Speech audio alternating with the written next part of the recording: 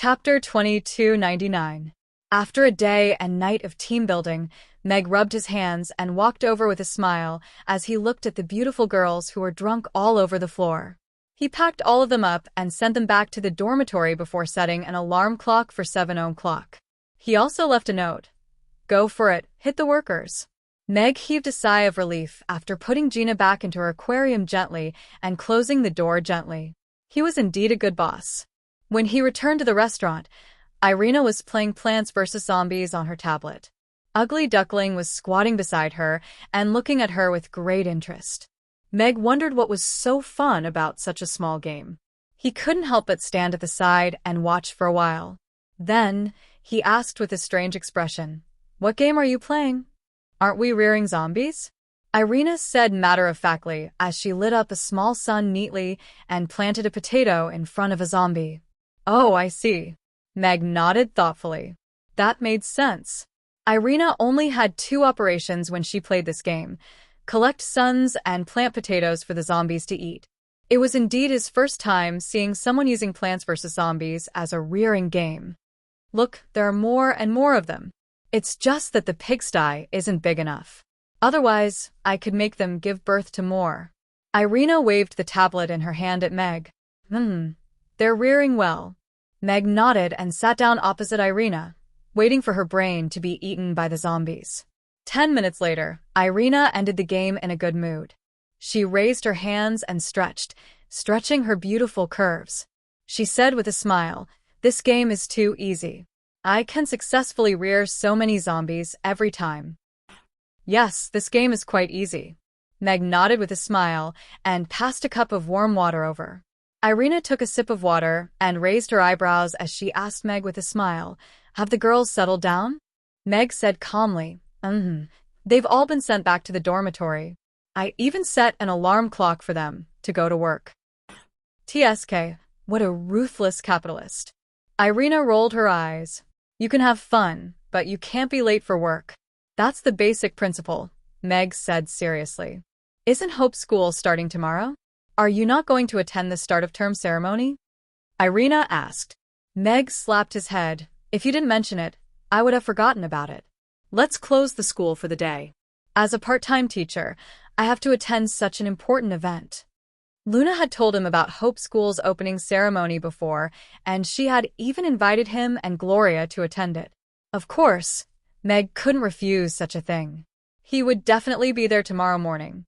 "By the way, we met 2 young night elves on an island today, and they almost fell into the claws of a few demons," Meg said to Irina. "There are still demons who dare to lay their hands on night elves." Irina's expression turned cold. Meg briefly recounted what had happened today to Irina and said with a smile, "They were lucky to have met us this time, but they might not be so lucky next time. I think night elves still need to undergo professional training to prevent scams. Many elves have stayed in the wind forest for too long, so they don't know how dangerous the world is. I'll discuss this with Ashley." Irina nodded. She felt that Meg's suggestion wasn't unreasonable, but she still looked at him and asked, "What about the 6th elder of the Abyss Demon Tribe?" "I went to test the gun. The accuracy is pretty good. 1 shot to the head," Meg said with a smile. Rodu. Fepiter Manor. "Father, the Carlett family came to discuss the marriage alliance again yesterday. Do you think it's time to let Luna come back?" Derek asked the old man who was reading beside the stove. "A few days ago, Luna wrote me a letter saying that Hope School is about to be completed. The children should be starting school in a few days," Byron Field said calmly, without raising his head. "As you know, this marriage has already been decided a long time ago. The Carlett family is quite influential in the royal court.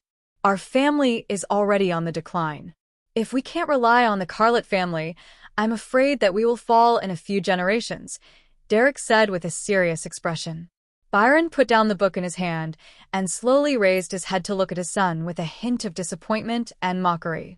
Derek was feeling a little uncomfortable under Byron's intense gaze, but he still gritted his teeth as he said, "I know you've always doted on Luna, but she's already at the marriageable age. You can't let her do as she pleases. I've watched Luna grow up, and everything she does is planned and targeted. She's never done anything stupid." Byron slammed the table, and his voice suddenly became cold and stern as he said, "But you, as her father, don't want to improve yourself. Instead, you want to use your daughter's marriage to exchange for a bright future and glory for the family. How dare you come here and say something like this to me?" Derek's expression changed drastically, and he lowered his head. Nyenya didn't dare to say anything. Luna is teaching in Chaos City, and she's nurtured so many children. Now, she's even established Hope School and recruited 3,000 students from poor families. She's doing so much good, and you want her to come back and marry that good-for-nothing from the Carlett family? Byron looked at Derek coldly and said, "You want a bright future for a spineless father like you?" "Father, I'm doing this for the future of our family. Shut up." Byron interrupted Derek's words with a cold voice, exasperatedly saying, "If the Febid family is going to fall to a lowly level where they have to rely on women to marry for their future, then it's only natural that they fall. What's the point of maintaining this false prosperity? Then what about the Carlett family? Reject them. Tell them that Luna's marriage is her own decision, and no one has the right to interfere," Byron said in a firm voice. Derek looked at Byron and heaved an internal sigh as he said, "Yes." This was the first time in many years that he had seen his father so angry, and his words were so harsh. "Also, I've already applied for leave. I'm going to Chaos City tomorrow morning to witness Luna's Hope School opening ceremony," Byron added. "I'll make the arrangements right away." Derek extended a curtsy before hurrying out of the room. There was clearly no room for negotiation, and Derek was beginning to have a headache about how to negotiate with the Carlett family about the annulment of the engagement. Originally, the Carlett family had already promised him that as long as the two families became in-laws, he would be able to take on the position of assistant finance minister after the marriage. Now, what he needed to consider was how to appease the Carlett family and maintain his current position. Sigh. A grown woman can't be kept at home. If I had known this would happen, I wouldn't have let her go to Chaos City. Derek heaved a forlorn sigh. Chapter 2300. Before Meg went to bed, he suddenly thought of another important matter. He had promised Gina that he would go to Lantis to investigate the sea god's ruins. "What's wrong with my memory recently?" Meg patted his head. He felt that the brain he was so proud of might have been eaten by Irina's zombies recently. Due to the urgency of the situation, he had to go to the old site of Lantis with Gina in addition to attending Hope Academy's opening ceremony tomorrow. He was still quite interested in the sea god's ruins. Hope Academy. The teacher's office was still brightly lit. "Principal, the last student has completed the registration. There are a total of 3,216 students, and all of them have completed their registration today. It's exactly the same as the previous statistics." Mary and Hilla carried a stack of documents into the office with smiles on their faces. Luna put the letter in her hand into the drawer and stood up with a smile. "Thank you for your hard work. It's not hard at all. It's such a great achievement to be able to let so many children go to school. I don't feel tired at all." Hilla couldn't hide her tiredness, but her smile was still very contagious. "Yes. I wasn't sure before, but after seeing the parents and children who came to register today, I realized that their situation was more difficult than I expected. It's really great to be able to let them go to school and learn." Mary nodded. She was deeply touched by today's experience. Luna looked at the two of them with a smile. They were both young ladies, and their drive was exactly the same as when she first came to Chaos Academy. She nodded and said, "Leave the documents there. Go back and rest first. You still have to prepare for the opening ceremony tomorrow morning." All right. "Principal, you should go back and rest early too. You're much more tired than us." Hilla put the documents down and left with Mary arm in arm. They were even discussing if they should go to Manna Hot Pot restaurant for supper when they went out. Luna put the documents back into the bookcase and sat down again. She pulled open the drawer and looked at the letter from Rodu silently for a while. She reached out to tear the letter into pieces and threw it into the rubbish bin. Grandfather had taught her since she was young to put things where they should be. This was a good habit. What did it have to do with her if someone else agreed to an engagement? If she wanted to get married, she would let the person who agreed to marry her. She didn't have the time to care about the interests of those big families. There were 3,216 children here who chose Hope Academy because they trusted her. How could she let them down? As for her family, as long as she didn't reply, she would just pretend that she didn't receive this letter and didn't know about it. Even though the Carrot family was quite influential in Rodu, their influence didn't extend to Chaos City, so she wasn't worried that they would dare to come here and kidnap her. Rodu, Lunto to the Academy, Loony to the Chaos Academy to hell, Luns to Lunas to hell. It's very simple. Find a man from Chaos City and marry him. Then, everything will be fine. Vivian appeared at the door with one hand propped against the door and looked at Luna with a smile. Luna was slightly startled and hurriedly pulled Vivian into the room.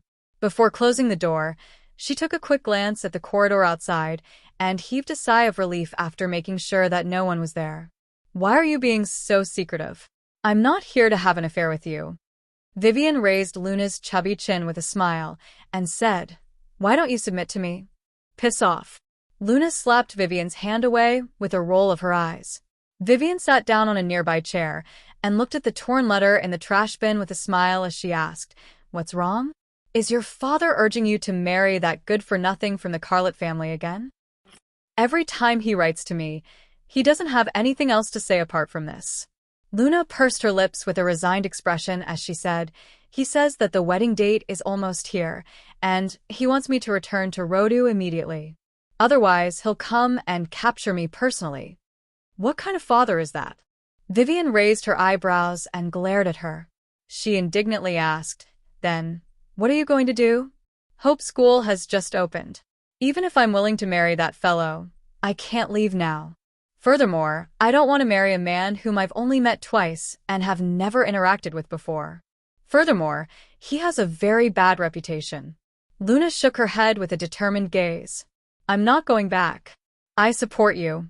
Vivian grabbed her hand and seriously said, I'll look for my father when I get home tonight. As long as you stay in Chaos City, no one can take you away if you don't want to leave. Even your biological father can't do anything about it. Luna hugged Vivian tightly with a smile and said, Good sister, I'll treat you to hot pot in a few days. There's no time like the present. Let's do it today. Your work should be done by now, right? I'm hungry now. Let's go to Mana Hot Pot restaurant for a meal. You can sleep at my place tonight and come to work together tomorrow morning. Vivian held Luna's hand and was about to walk out. Now. Luna hesitated. Isn't it too late? It's only 9 a.m. It's still very early. Mana Hot Pot restaurant closes at 12 a.m., so it's just right to eat now. Vivian took a coat from the side and put it on Luna. She opened the door and said, Our principal Luna has just completed a huge goal in her life. It's time to celebrate. Luna looked at Vivian with a gentle smile in her eyes. Only real sisters would know what they wanted. Oh, yes. Are you really not going to consider my suggestion just now? I think Mr. Mack is quite a nice person. If you marry him, we can go straight back to Amy's. We can even eat the hot pot and grilled fish prepared by Mr. Mack himself. That's perfect, Vivian suggested seriously. Luna was so angry that she laughed. Then, why don't you marry him yourself? He can even warm your bed when you go home. I wanted to. But as a sister, how can I steal someone else's love? That's immoral. Vivian shook her head as a matter of course. She leaned close to Luna's ear and whispered, Mr. Mack will warm your bed. Are you really not moved at all? Luna's ears turned red immediately. She let go of Vivian's hand and turned her face away. If you keep talking, I won't go with you. All right. I won't make fun of the principal anymore. Let's go quickly. Vivian smiled and pulled Luna out of the door. They got into the carriage that was waiting outside the school gate and left. Mana Hot Pot restaurant was still brightly lit in the middle of the night. The huge hall on the first floor was almost full of people. They were drinking, bragging, and having hot pot. It was quite lively. Vivian brought Luna up to the second floor with ease. They found a secluded private room, and the two sisters enjoyed this rare supper time alone. Chapter 2301. The next morning, The girls at Mamie's were woken up by the alarm clock. They woke up in a daze and saw Meg's thoughtful greeting. "Good morning, working day." The girls stood in the living room in silence for a while, their expressions a little strange. However, just as they finished washing up and went out in the cold wind, they saw a small blackboard hanging on the door of Mamie's. "Today off, everyone." This. Did boss write it yesterday and forget to take it down? Mia frowned. But boss never hangs a blackboard on a day off. Phyllis shook her head. But he just took a day off yesterday. Why is he taking a day off today? Gina asked curiously. Before they could mutter the truth, the door of the restaurant opened. Meg stood at the door and said with a smile, "Since you're all here, come in and have breakfast. I forgot to inform you yesterday that Hope School is starting today. I have to attend the opening ceremony, so I'm taking a day off in the restaurant." Everyone suddenly realized that Meg still had another identity, a teacher. "Can we attend the ceremony?" Mia asked. "I can bring you in later. There's a viewing area for parents." Meg nodded with a smile. Amy came down from upstairs. Wearing Hope School's new uniform, she happily jumped in front of Meg. "Father, do you think my uniform is nice?" "Yes, it's very nice." Meg nodded with a smile. Hope School's uniform was donated by Gloria. There were 2 sets of winter and summer clothes. The style was simpler, with bright red and blue colors. However, the cotton-padded clothes were thick enough to keep them warm, and the pants were enough to satisfy the children's active habits. Meg didn't participate in the design of the uniform. It was said that Gloria completed it alone. It was obvious that she put in a lot of effort. Amy chose to transfer to Hope School. Meg helped her with the transfer procedures 2 days ago. With her qualifications, she did not meet the requirements for free admission, so Meg paid the tuition fee of 3,000 copper coins and went home to eat, so there was no food expenses. This was what Meg and Luna had discussed before. Hope School's initial position was a charity school, but that didn't stop them from building it into the #1 school on the Norland continent. Hence, for children from poor families in Chaos City, they would always implement a free admission policy. However, for those who came from good families and passed Hope Academy's test, they would have to pay tuition fees every semester. Relying on the charity fund to maintain the school's operations was not a long-term solution. Furthermore, the teachers in Hope School were treated just as well as those in Chaos City. Without the City Lord's castle to back them up, they had to find a source of income. By improving the quality of education and increasing the reputation of Hope School, more parents would want to send their children to Hope School to study. This would naturally increase the capital chain of Hope School. But after I attend the opening ceremony at Hope School today, I still have to go to Chaos School for lessons. Teacher Crassus said that the magic classroom can't be moved there for the time being, Amy said helplessly. "It's okay. Daddy will send you there later." Meg patted Amy's head with a smile and called everyone over for breakfast. The opening ceremony started at 8 a.m. Meg and the others set off for Hope School after breakfast. At the entrance of Hope School, children in brand new uniforms walked into the school with smiles on their faces, accompanied by their parents. These children were of different ages. Some looked to be 4 or 5 years old, while others looked to be 13 or 14 years old. However, their eyes shone with the same light. Meg stopped in his tracks unconsciously. He looked at the children with tears in his eyes. After coming to this world, he had done many things. However, what made him feel like he had done a good deed was watching these children walk into the school with their school bags. He had seen some information about the children at Luna's place. Some of them were already digging coal in the mines at a young age, some were forced to beg on the streets, and some had already learned how to steal from other people's pockets and reap without sowing. Luna and the teachers of Hope School found them one by one and brought them back to Hope School. Energetic children. School is indeed the best place. I'm so envious. Yabamiya looked at the children walking into the school with admiration. If I was born a few years later, I should be able to go to school too. Elizabeth held her hand gently. You can sit in on my classes any time in the future. Meg looked at her with a smile. Really? Yabamiya's eyes lit up. Of course. Meg nodded. Thank you, boss. Yabamiya was so happy that she almost jumped up. Now, she could make up for her regret of not going to school. Meg and the rest walked to the gate. Meg, Gina, Vivian, and Shirley all had employee passes. They could enter the school after showing their passes. These are my family members. They would like to watch the opening ceremony. Can I let them go to the viewing area? Meg discussed with the guard. The guard recognized Meg. He sized up the group of beautiful girls standing at the gate when he heard that. His expression immediately became one of admiration when he looked at Meg. He gave him a thumbs up and said, "The younger generation will surpass us in time. Let's go in." Meg was a little confused by the guard's random words.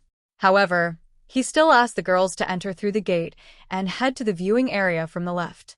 "Gina, I'll accompany you to the Sea God's ruins after the opening ceremony." Meg found an opportunity to speak to Gina alone.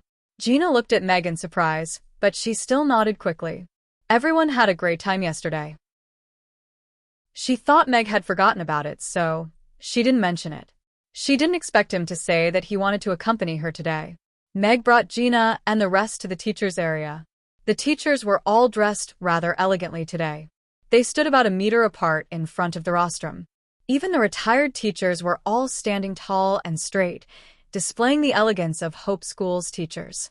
The students reported to their classrooms first, and then lined up to the field under the lead of their respective form teachers. Just like Chaos School, Hope School's classes were divided according to their stage of study and not according to their race. Hence, students from different races could be seen in any class. Although they were of different sizes and the lines looked uneven, the atmosphere was very harmonious. "Amy is over there," Barbara reminded Meg. Meg had already noticed the two children, Amy and Jessica, who were holding hands. The two little ones stood at the front of the line and attracted a lot of attention as they walked over. "That little elf is so cute. So is the little girl beside her. Yeah, they're so small. They look like they're only 4 or 5 years old. It's so nice to be young." Chapter 23:02. A thin crack appeared on the eggshell and then quickly spread to the entire egg. Before Meg and the rest could react, pieces of the cracked eggshell fell off, leaving behind a translucent membrane. A small figure could be vaguely seen in the translucent membrane. It was half human and half fish. The aura of life suddenly became denser, as if it was going to break out of the shell. Countless space cracks appeared around the eggshell, but none of them could get close to the egg that was only left with a thin membrane. Meg held his sword and was a little hesitant about whether he should strike first to gain the upper hand. Gina suddenly took a step forward and stood between Meg and the egg. She looked at Meg earnestly and said, "I can feel kindness and closeness from it. Even if it's not the sea god, it should be an existence related to Lantist. Please don't hurt it." Meg thought for a while and put down his sword. He nodded slightly and said, "If anything happens, I will bring you away from here immediately." All right. Gina nodded. Right at this moment, the crystal ball in Gina's hand suddenly shone brightly and flew towards the egg out of Gina's control. Gina looked at this scene nervously. The sea god's pearl had never acted like this before. At least, in the records of Lantist, there had never been any mysterious giant egg. What exactly was this mysterious giant egg that appeared in the sea god's ruins? What was its relationship with the sea god and Lantist? Why did it cause the sea god's pearl to act strangely? The answer was in this thing that was about to break out of the shell. Knock, knock. The sea god's pearl stopped in front of the eggshell and knocked against the thin eggshell slightly, making 2 knocks that sounded like someone was knocking on a door. A small hole suddenly appeared at the place where it knocked against the eggshell, and a small finger reached out. That was a white, tender, and short finger. It poked at the air and then made a circle before swiping downwards. Slash. The thin eggshell was easily sliced open like a piece of paper. The eggshell split into 2 and fell to the sides. A little mermaid stumbled out of the eggshell. Yes, it was an extremely small mermaid. It looked like it was only 2 years old. It had a beautiful blue tail and slightly curly blue hair. Its facial features were delicate and cute. Its eyes were half closed and it was swaying. It tried to use its two fins to stabilize itself, but it could not control its body. It was like a little chick that had just come out of its eggshell. Oh my God, she's so cute. Gina looked at the little mermaid in surprise. She had never expected that a little mermaid would emerge from the eggshell, and that she would be so cute. The little mermaid opened her eyes as if she had heard the sound. Her gaze landed on Gina. It was a pair of clear and bright blue eyes. They were like the deep blue ocean, and there was light shining there. Mother, the little mermaid let out a muffled voice as she stumbled toward Gina. Gina opened her arms instinctively, took 2 steps forward, and hugged her. The little fellow raised his fair little hands and cupped her face. His little mouth pouted as he planted a kiss on her cheek. Then he let out a giggle. System, what kind of species is this? Are mermaids born from eggs? Meg put away the Tian-Du sword. He did not sense any evil aura or evil intent from the little mermaid.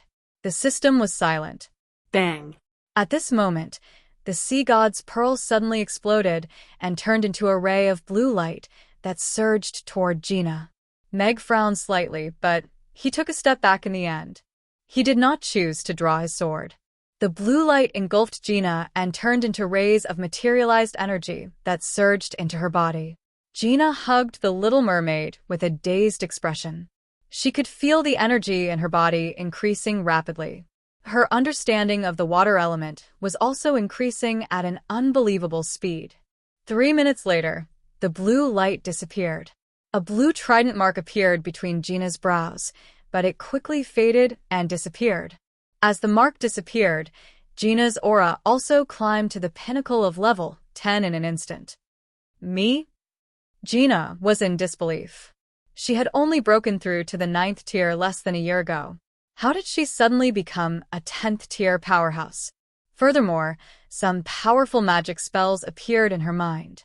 They were not the magic that she inherited from Lantist. They were the more powerful kind. Is this the sea god's gift? Meg looked at the little mermaid in Gina's arms thoughtfully. He had some guesses in his heart. Mother, mother, mother. The little mermaid called out happily. She seemed to have become even closer and more fond of Gina. Gina looked at the child in her arms embarrassedly and explained, I am not your. Meg took a step forward and pressed his hand on her shoulder gently. He shook his head slightly and said, Let's take this child away. Gina was deep in thought after hearing that. Although this little fellow looked smart, she was still a newborn. Obviously, they could not leave her in these dangerous ruins. If they brought her out of the sea god's ruins and back to Chaos City, she would definitely have to continue raising her.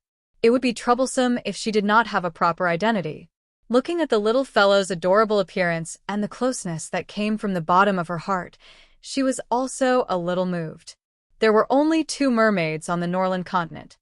Good girl. Gina smiled and kissed the little fellow's cheek. She pondered and said, Then, Mother will give you a name. I'll call you Little Guai.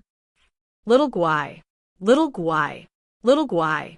The little fellow repeated softly, with happiness written all over her little face. Little Guai? That's a random name. Meg raised his brow. However, looking at the little fellow's happy face, she was indeed quite obedient. Little Guai turned to look at Meg and raised her little hand as she called out, Father. Hug. And no, I'm not your father. This time, it was Meg's turn to be stunned. It would be fine if he was a single, outstanding young man. He could just be a father. However, he had a family now and 2 daughters. He could not just go out and be a father. Little Guai pouted and murmured aggrievedly, If you don't hug, Little Guai will cry. Tears were already rolling in the little fellow's big, watery eyes. She was about to cry. Her white, chubby, and short arms were raised to ask for a hug, and that made Meg break down instantly. I can't take it anymore. Okay. Hug. Meg took the little fellow from Gina's arms helplessly and put on the little dress that the system had just sent to the little fellow. Meg was not too surprised that the little fellow could speak as soon as she broke out of her shell. After all, In comparison, it was obviously more miraculous to let a 9th-tier magic caster become a 10th-tier magic caster instantly. If this little fellow was the reincarnation of the sea god, then everything would make sense. Daddy's restaurant in the alternate world will continue to be updated in the handwriting bar. Chapter 2303. 10 minutes later, Gina turned in Meg's direction. She patted the submarine and said, "Boss, the ruins are in this direction. Let's go." You lead the way." Meg nodded. He steered the submarine and followed behind Gina, who had transformed into a mermaid. They moved along the bottom of the sea and finally stopped at the edge of the ruins of Atlantis. Meg sized up the surroundings. The sea was empty, and there was nothing special on the ground. This was the so-called entrance to the sea god's ruins? Meg got used to the sudden increase in pressure after coming out of the submarine. His bones made a few cracking sounds as he resisted the pressure forcefully. Other than special times, only the sea god's pearl can make the entrance to the sea god's ruins appear. Hence, the people in the underground city shouldn't have discovered it. Gina's voice sounded as the sea god's pearl appeared in her palm. A dash of blue light lit up. There seemed to be a mermaid's shadow spinning and dancing in the sea god's pearl. The bottom of the sea trembled slightly, and a glittering golden door suddenly appeared in the water in front of them. It was a 10-meter-tall golden door with an ancient design. There were countless mysterious words carved on it, and there were 2 mermaid guardians holding golden harpoons on the left and right sides. Mag finally understood why Rankster viewed the sea god as his religion. After all, the mermaids looked like the left and right guardians on this door, guarding this door of the ruins. Gina tilted her head to look at Meg and said, "Boss, I haven't entered the sea god's ruins before. I don't know if it will reject you." Don't worry. It's just an ancient ruin. The older something is, the more powerful it is. This has always been a strange theory. Meg shook his head with a smile. He only believed that the older something was, the more powerful it was. For example, the Great Old Ones. Even the Great Old Ones had become more powerful through the development of technology. Gina nodded and slowly pushed the sea god's pearl in her hand forward. The sea god's pearl emitted a dazzling blue light and landed in a small hole in the middle of the golden door. It was like a key that was perfectly inserted. The closed golden door opened inward slowly and revealed a mysterious entrance that was as black as ink. Meg glanced at it. His divine sense was like a clay ox entering the sea. He couldn't see what was behind the door. "Come, let's go in and take a look." Meg grabbed Gina's hand and stepped into that mysterious space. A blue light flashed, and Mag grabbed Gina with one hand and the Tian-Du sword with the other. After a short moment's discomfort, they realized they were standing on top of an altar. This was not the bottom of the sea, but the sky was exceptionally pale. There were no clouds or sun, only whiteness. It was like a uniformly painted white canvas covering the sky. There was no other color. Apart from white, there was no other color. There was no other color. Other than white, there was no other color. There was no other color. Others as the others. It was as if a fierce battle had taken place here, and everything had been destroyed. S's ruins, S. The surroundings were silent. Looking at this broken world, it seemed a little strange. "Be careful." Meg suddenly pulled Gina into his arms. A pitch-black space crack appeared where she was standing. It was an arm-length crack that looked like a zipper. It had appeared silently and looked harmless to humans and animals. Meg moved his feet slightly, and a millstone-sized marble flew toward the crack. The marble crashed into the pitch-black crack. It was as though it had crashed into countless invisible sharp blades. It was instantly cut into powder and then absorbed by the crack. There was no sound during the whole process. The space crack still looked harmless. Gina swallowed her saliva and burrowed deeper into Meg's arms. Master didn't lie to her. It was too scary. She felt safer around Boss. "All right, I'll keep an eye on the space crack for you. Take a look at the sea god's pearl first." Mag reminded Gina, who was clinging onto his body. This last liked to wrap her legs around people's bodies when her legs appeared. Oh, Gina stood properly again and took out the sea god's pearl that had returned to her. After entering the sea god's ruins, the blue light spot in the sea god's pearl became brighter. A small arrow appeared in the crystal ball, and it seemed to be guiding them. Since there's a guide, let's go and see what it is. Meg hugged Gina's waist with one hand and ran forward with the navigation. The interior of the sea god's ruins was very spacious. Meg and the rest left the altar, through which they were teleported. They passed through a large stretch of ruins and avoided countless space cracks that suddenly appeared. Finally, they stopped at a place that looked like an arena. The arena was paved with white marble, and there were pits of various sizes everywhere. However, from the scale of the arena, Meg could still feel the power of the person who had once controlled this place. Gina's mouth was also slightly agape. She looked at the huge arena in front of her in shock. The blue light spot was no longer moving, and the arrow had disappeared. This meant that they had reached the location that the sea god's pearl wanted them to reach. What's that? Meg lifted his long sword and pointed at a blue egg on the high platform in the middle of the arena. It was an oval-shaped egg that was half a meter tall. It was emitting a blue glow, and the eggshell was densely covered with mysterious patterns.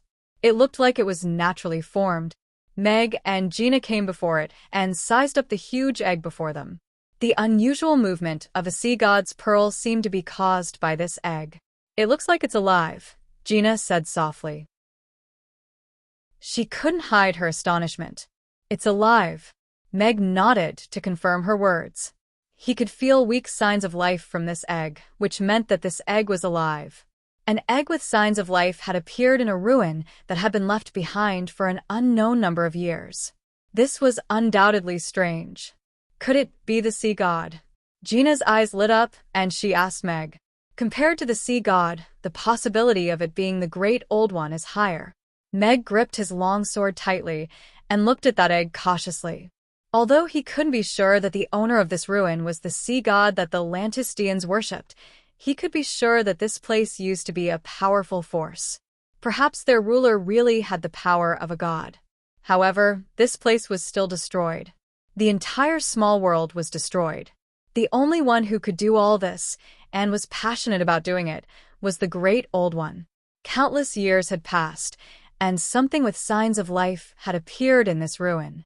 Compared to the sea god, he was more inclined to believe that the Great Old One was immortal. crack. A crack appeared on the eggshell. Chapter 2304. On the way back, Meg carefully observed little Guai, who was braiding Ozzy's hair. The little fellow's temperament was similar to a 2-year-old who had just learned how to walk and talk. She was curious about everything and had a desire to express herself. She was very smart and a genius at languages. She asked a lot of questions along the way and soon mastered a good vocabulary. Come here, little Guai. Gina smiled and waved. Wait a minute. Little Guai tied the 8th braid into a knot and put it down gently. She looked at the 4 pairs of braids that were neatly tied and nodded with satisfaction. Then she got up and walked toward Gina. She jumped into her arms. Are you hungry? Gina hugged her gently. Hungry? Little Guai looked at her curiously with her eyes wide open. Do you want to eat? Gina touched her stomach and said with a smile, Is your stomach growling? Growl, growl. Little Guai's stomach growled cooperatively. She nodded with a smile. It's growling. Little Guai wants to eat. Little Guai is hungry. Do you need milk when you're just born? Meg asked casually. Little Guai wants milk. Little Guai wants milk. Little Guai immediately nodded and looked at Gina. Gina blushed immediately. She didn't have milk either. Meg also realized that he seemed to be stirring up trouble.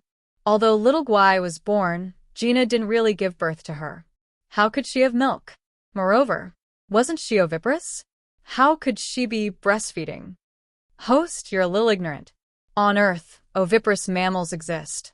The platypus is one of them. On the Nora continent, it's not surprising that a mammalian magical beast exists. The system's voice sounded in his mind. Meg didn't want to pay attention to the system's nonsense.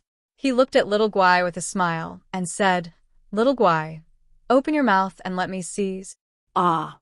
Little Guai opened her mouth obediently and revealed 2 rows of neat and shiny teeth. At a glance, there were already 20 of them. Well, our Xiao Guai's teeth are all grown out, so he doesn't need to drink milk anymore. When we get home, he can eat meat directly, Meg said as he patted the little guy's head. Little meaties? Little Guai revealed a curious expression. Meat, it's delicious. Wait a little longer, we'll be home soon. When we get home, I'll cook for you. Okay. Little Guai wants to eat father's meat. Little Guai nodded. It's father's meat, not father's meat, Meg corrected. Half an hour later, Ozzy landed outside Chaos City. Meg brought Gina and Xiao Guai out of the mountain. Then they rode their bicycles into the city slowly. Wow. What a big house. Xiao Guai, who was sitting in the basket of the bicycle, looked up at the towering city wall with surprise on its little face. Little Guai, this is Chaos City. We'll be living here from now on, Meg introduced with a smile. Chaos City. Little Guai likes it here.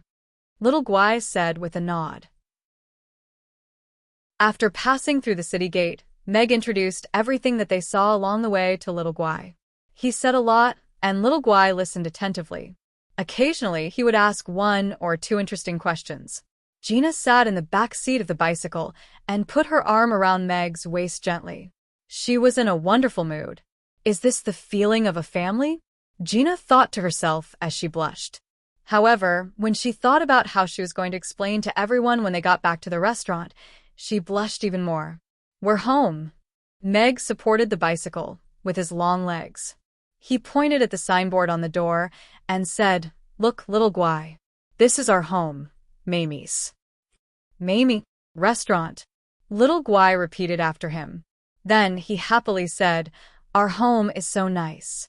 It's much nicer than their home. You have good taste. Come, let's go home." Meg alighted and carried Little Guai out of the bicycle basket. "Let me carry him." Gina went forward to take the child. Meg parked the bicycle at the door and went to open the door to go in. Little Guai placed one hand on Gina's shoulder and looked around the restaurant curiously. Meow, Ugly Duckling, who was lying on the counter and taking a nap, stretched. It opened its eyes in a daze and meowed. Meow, meow. Little Guai's gaze landed on Ugly Duckling immediately. Ugly Duckling seemed to have been stared at by something scary. It stood up all over and stared at Little Guai in Gina's arms. It took 2 steps back and fell off the counter with a plop. Hee, stupid meow, Little Guai giggled. Meg and Gina couldn't help but laugh when they saw that. Ugly Duckling poked half of its head out from behind the counter and used one eye to observe secretly. Ugly Duckling has always been fearless. It even dared to take a nap in front of a 10th-tier powerhouse. Now it has met its nemesis, Meg said with a smile. Mother, I want to go down. I want to play with Little Meow, Little Guai said. Go on. Be careful. Don't scare it. It's little Amy's pet. Gina put Little Guai down with a smile. Little Meow, come out and play with me. Little Guai ran to the counter with its short legs as soon as it landed. Meow. Ugly Duckling darted out from under the counter instantly. It climbed up the beam in 3 steps, leaped onto the roof, and vaulted over the wall.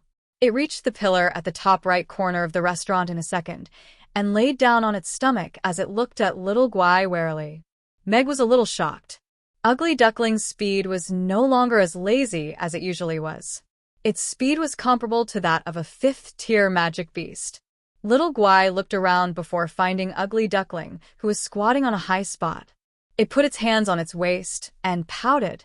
Little Meow, come down. Be good. Ugly Duckling retracted its head and hid directly. It didn't look like it was going to come down at all. Meg looked at the clock on the wall. It was 4 in the afternoon. Shit, I forgot to fetch Amy. Meg slapped his thigh and turned to go out. Father, I'm back. Before Meg could go out, Amy had already pushed open the door with her little school bag and came in with a bounce. Little Guai turned around, and its big blue eyes lit up when it saw Amy, who had just jumped in. Amy also noticed little Guai, who was standing in the middle of the restaurant. Her little face was shocked at first, but it quickly turned into a pleasant surprise. Her blue eyes curved slightly as she looked up at Meg and asked, "Father, whose cutie is this?" Meg smiled and said, "Ours. This is little Guai." "Ours? Little Guai? This cute little sister is really ours?" Amy's mouth was slightly agape with a look of disbelief. "This is too awesome. I have a little sister too." Amy tossed her school bag onto the table beside her and ran over to little Guai with her arms wide open. She picked up little Guai, who was waiting to be hugged. Big sister." Little Guai looked at Amy and called out in a mellow voice. End of chapter. Chapter 23:05. I so obedient. Amy agreed. She kissed little Cutie's tender cheeks and stroked her soft blue hair. She liked her even more. She had a sister now. It was her own sister. Such an obedient and adorable little sister would definitely be fun to play with. Meg looked at this scene with gratification. Two adorable little fellows. What a loving scene. Meows. Ugly Duckling tilted its head and looked at this scene in bewilderment. Why is little mistress hugging that dangerous fellow? Stupid meow meow. Little Cutie looked up and pouted. Ugly Duckling, how did you get up there? Amy looked up at Ugly Duckling, who was squatting on the tall pillar, with a hint of surprise. The round Ugly Duckling usually had trouble even climbing up the counter. How did it get up to the highest pillar in the restaurant? It was scared by little Cutie, Gina said with a smile. Amy's eyes lit up. I see. Then I'll get little Cutie to supervise Ugly Duckling's weight loss. The results will definitely be very good. Ugly Duckling. Ugly Duckling, come down. Amy waved her hand. Ugly Duckling stared at little Cutie warily for a while before slipping down the pillar unwillingly. It raised its tail and crawled to Amy's side as it meowed weakly. Little Cutie, this is Ugly Duckling. Amy put little Cutie down and hugged the chubby Ugly Duckling. Ugly Duckling? Duck duck? Meow meow? Little Cutie looked at Ugly Duckling curiously. It reached out its chubby little hand and tiptoed towards Ugly Duckling's head. Ugly Duckling's fur stood on end. Its body was already slightly arched, as if it was going to go berserk at any time. Smack! Little Cutie's hand smacked Ugly Duckling's head. Be good. If you're not, I'll smack your head crooked. Little Cutie said the harshest words in the softest and cutest tone. This slap wasn't heavy. Coupled with that soft little hand, it could even be said to be a light touch. However, Ugly Duckling, which was on the verge of going berserk, became obedient with a slap. The cat's bristling fur immediately became soft. It lowered its head and laid down obediently, as if it had accepted its fate and could be caressed at will. Very good. That's how it should be. Amy looked at Xiao Guai with satisfaction, as if she had discovered some commonality between them. Ding. New quest. Newcomer Xiao Guai. Little Master, please lead Xiao Guai to familiarize herself with her new home so that she can better integrate into her new environment. Moreover, you can obtain more than 90 points of favorable impression from Xiao Guai. The reward for the mission will be determined by the degree of completion of the mission. At this moment, the system's voice suddenly sounded in AI Mi's mind. What a simple mission. Isn't that what I'm about to do? Amy placed Ugly Duckling on the ground and held Little Guai's hand. Let's go, Little Guai. I'll show you around our home. Okay. Little Guai nodded obediently and followed Amy to familiarize herself with the restaurant. Gina, why don't you rest for a while? I'll go make some food for Xiao Guai. Meg poured a glass of water for Gina and went upstairs to take a quick shower. Then he changed into a chef's suit and went into the kitchen to cook for Xiao Guai. Xiao Guai's teeth were already fully grown, and he had heard her crunching on the mint candy along the way. Her bite strength should be pretty good, so there was no need to specially make soft food for her. For the little fellow's first meal, Meg wanted her to have a lighter meal, so he made a plate of Yangzhou fried rice for her. When Meg came out of the kitchen with 2 plates of fried rice, Xiao Guai was riding on Amy's little wooden horse in the dining room. Amy was holding many toys in her arms, and was introducing them to her. It was the first time the two sisters met. The atmosphere was pretty good and they got along very well. All right, Xiao Guai, come and wash your hands. Let's eat, Meg said with a smile. Let's go. Big sister will take you to wash your hands. You have to wash your hands before eating. That way, you won't have diarrhea. Amy held Xiao Guai's hand and walked towards the kitchen. Little Amy likes Xiao Guai a lot, Gina said with a smile. She always said she wanted a younger sister. Now that her dream has come true, of course she likes her, Meg also said with a smile. Where's Anne? Isn't she at home? Gina asked again. Yeah, she probably went out to draw. She's not in the room. Meg nodded, and had been going out to draw a lot recently. Other people's picture books could no longer satisfy her learning needs. Every time she came back from outside, she would bring back a stack of sketches. Amy came out of the kitchen with Xiao Guai. She glanced at the 2 plates of fried rice on the table and smiled at Meg. Father, do I get a plate too? Yes, Meg. Eat something first. We'll eat together later. Meg nodded with a smile. Okay. Amy smiled and climbed up to her personal seat. Gina carried Xiao Guai to her little chair. Good wine. Xiao Guai looked at the colorful fried rice on the plate, and her eyes lit up. This is rainbow fried rice. Father made it. It's very, very delicious, Amy introduced to her. It's very, very delicious. Xiao Guai repeated. Then let's eat. Amy picked up the spoon, scooped a spoonful of fried rice, and put it into her mouth. Her cheeks were slightly puffed up, and she chewed happily. Xiao Guai stared at Amy for a while. Then, she picked up the little spoon in front of her and scooped up a bit of fried rice clumsily.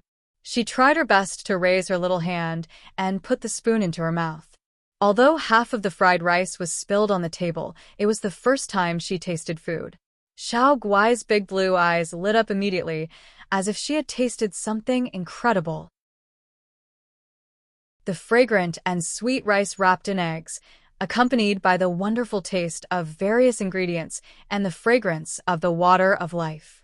It was a taste she had never tasted before. It's so delicious.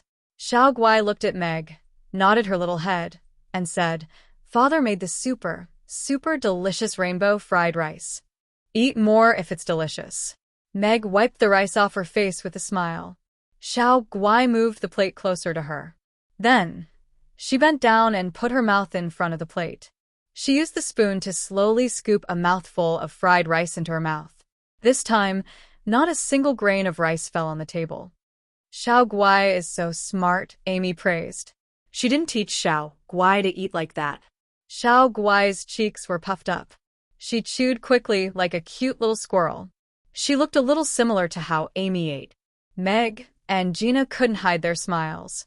Amy finished a bowl of fried rice first. Then, she gently placed the spoon on the clean plate. She looked at Meg curiously and asked, Father, is Xiao Guai your and sister Gina's child? Was she just born today? Meg didn't know how to answer his daughter's sole interrogation. Gina's face was also slightly red. She tilted her head slightly and pursed her lips without saying anything. Chapter 2306. Little Guai slowly stopped chewing. She held the spoon in one hand and looked at Meg curiously as well. Compared to being worried about Amy taking notes, Meg didn't want little Guai's feelings to be hurt. He could only force himself to nod and said, Yes, I'm little Guai's father. Gina is her mother. Today is her egg hatching day. Egg hatching? Did Xiao Guai and Ugly Duckling come out of their eggshells at the same time? Amy's eyes widened with shock. Yes.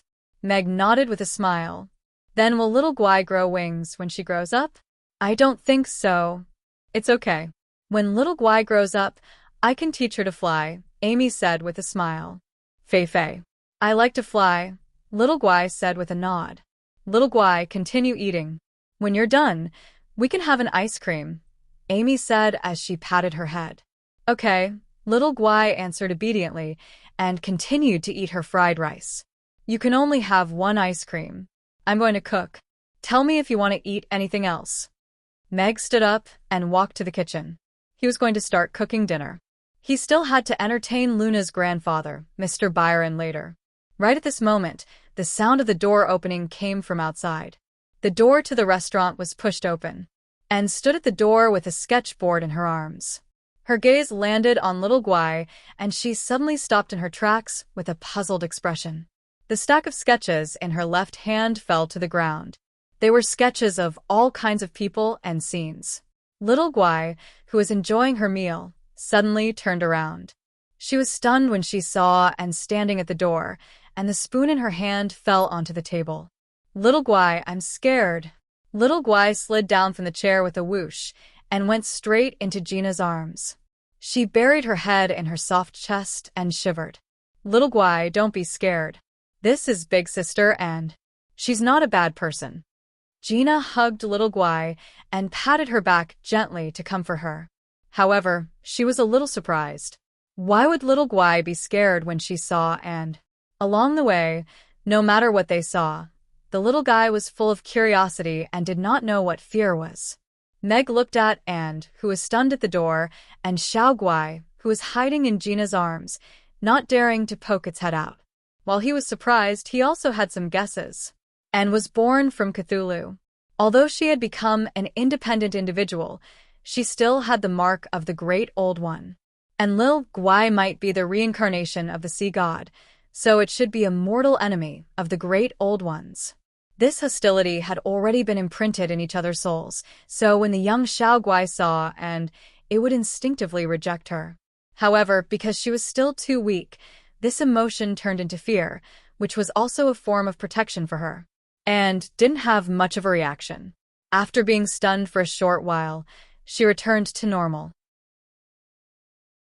She looked at Xiao Guai, who was hiding in Gina's arms, innocently and helplessly. Meg felt that it was a little too bold to take in a god and a Great Old One as daughters and raise them under the same roof. "You're back." Meg went forward to help pick up the drawing on the ground. He closed the door and introduced Xiao Guai to Anne with a smile. "This is Xiao Guai, the new member of our family, sister, and Xiao Guai is super cute, but it seems a little shy," Amy said with a smile as she jumped off the chair. A smile also appeared on Annie's face. Her eyes were filled with curiosity as she looked at Xiao Guai, who had buried his head in Gina's chest. However, she did not walk forward. She could feel that Xiao Guai did not seem to like her very much. Xiao Guai, this is Sister Anne. Hurry up and finish the remaining fried rice. I'll get you some ice cream, and then we'll look at the drawing that Sister Anne drew today," Amy said gently as she walked to Gina's side and shook Xiao Guai gently. Xiao Guai then slowly raised its head and poked half of its head out to look at Anne carefully. The black shadow disappeared, and it was a beautiful big sister, and gave her a warm smile. A smile also appeared on Xiao Guai's face, and it called out sweetly, "Sister." And, However, Xiao Guai had no intention of getting down from Gina's chest. It took the plate and finished the remaining fried rice, and then refused to get down from Gina's chest. Although it didn't say anything, Meg could tell that Xiao Guai was still a little afraid of Anne. It was an instinct. Meg knew that it was impossible to get rid of it quickly. It could only be resolved slowly through interaction. Rest for a while. "We'll eat in a while." Meg took Anne's drawing board and patted its head with a smile. He turned around and went into the kitchen. He said to Amy, "Amy, go and ask the big sisters to come over for dinner. Introduce Xiao Guai to everyone." "Okay." Amy agreed and skipped out the door. "Sister Gina, is this your child?" And sat down opposite Gina and stared at Xiao Guai for a while. Then she looked at Gina and asked with sign language. "Yes, Xiao Guai is my child." Gina nodded, and her tone was very firm. "Is that father's child, too?" Anne pointed at Meg in the kitchen. "Air." Gina looked in the direction of the kitchen, and her face flushed. She held it in for a while, but still nodded. This was too difficult to say. She wanted to run away with Xiao Guai when she thought of the same question and having to admit it to everyone later. There was nothing between him and Boss, but now there was a Xiao Guai. He wouldn't be able to explain himself even if he had a full mouth. And nodded thoughtfully. She noticed that Xiao Guai was staring at the drawings beside her. She smiled and pushed the whole stack of drawings in front of Xiao Guai. And went to the flower and bird market in the west of the city today, Gina said with a smile as she flipped through the drawings for Xiao Guai. There were all kinds of flowers, plants, birds, and animals in them. There were also many lively and interesting scenes. And nodded.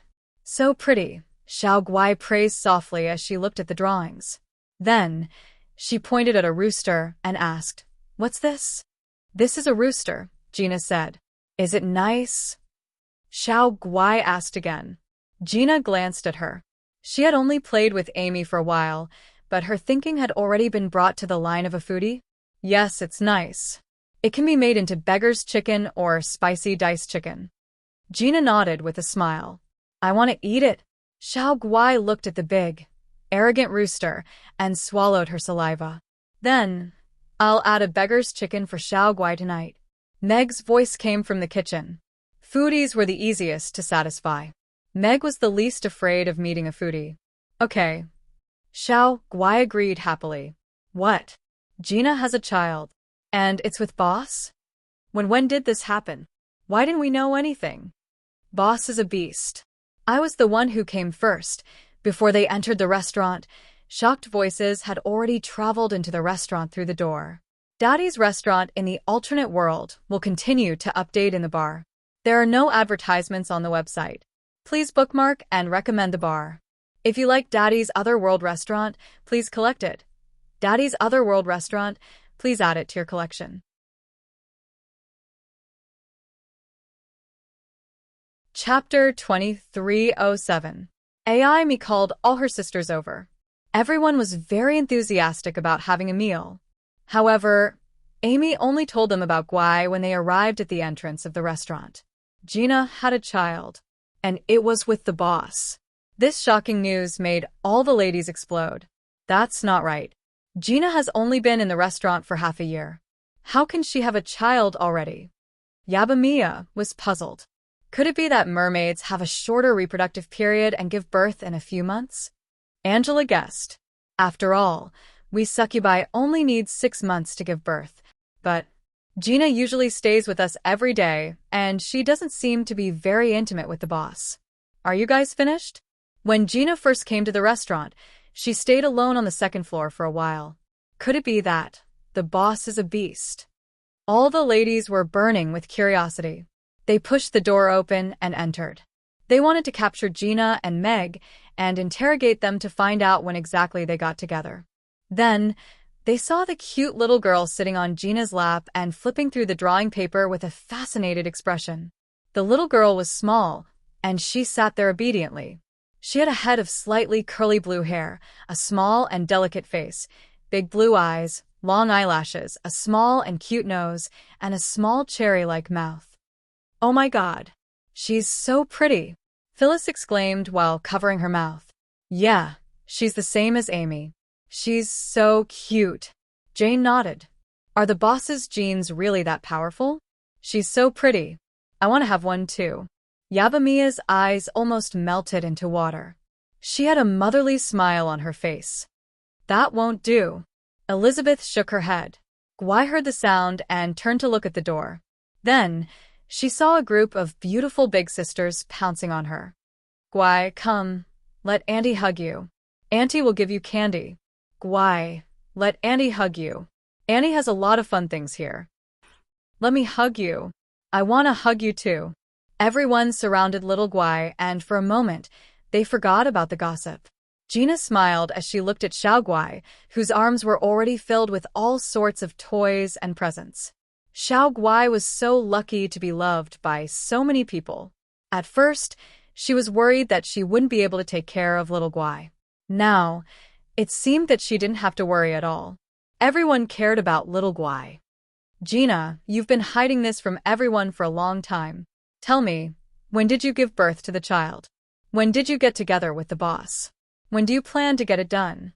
Have you officially become the lady boss of Mamie's?" Angela went up to Gina and asked with a smile. As soon as she said that, the restaurant quieted down. Everyone looked at Gina.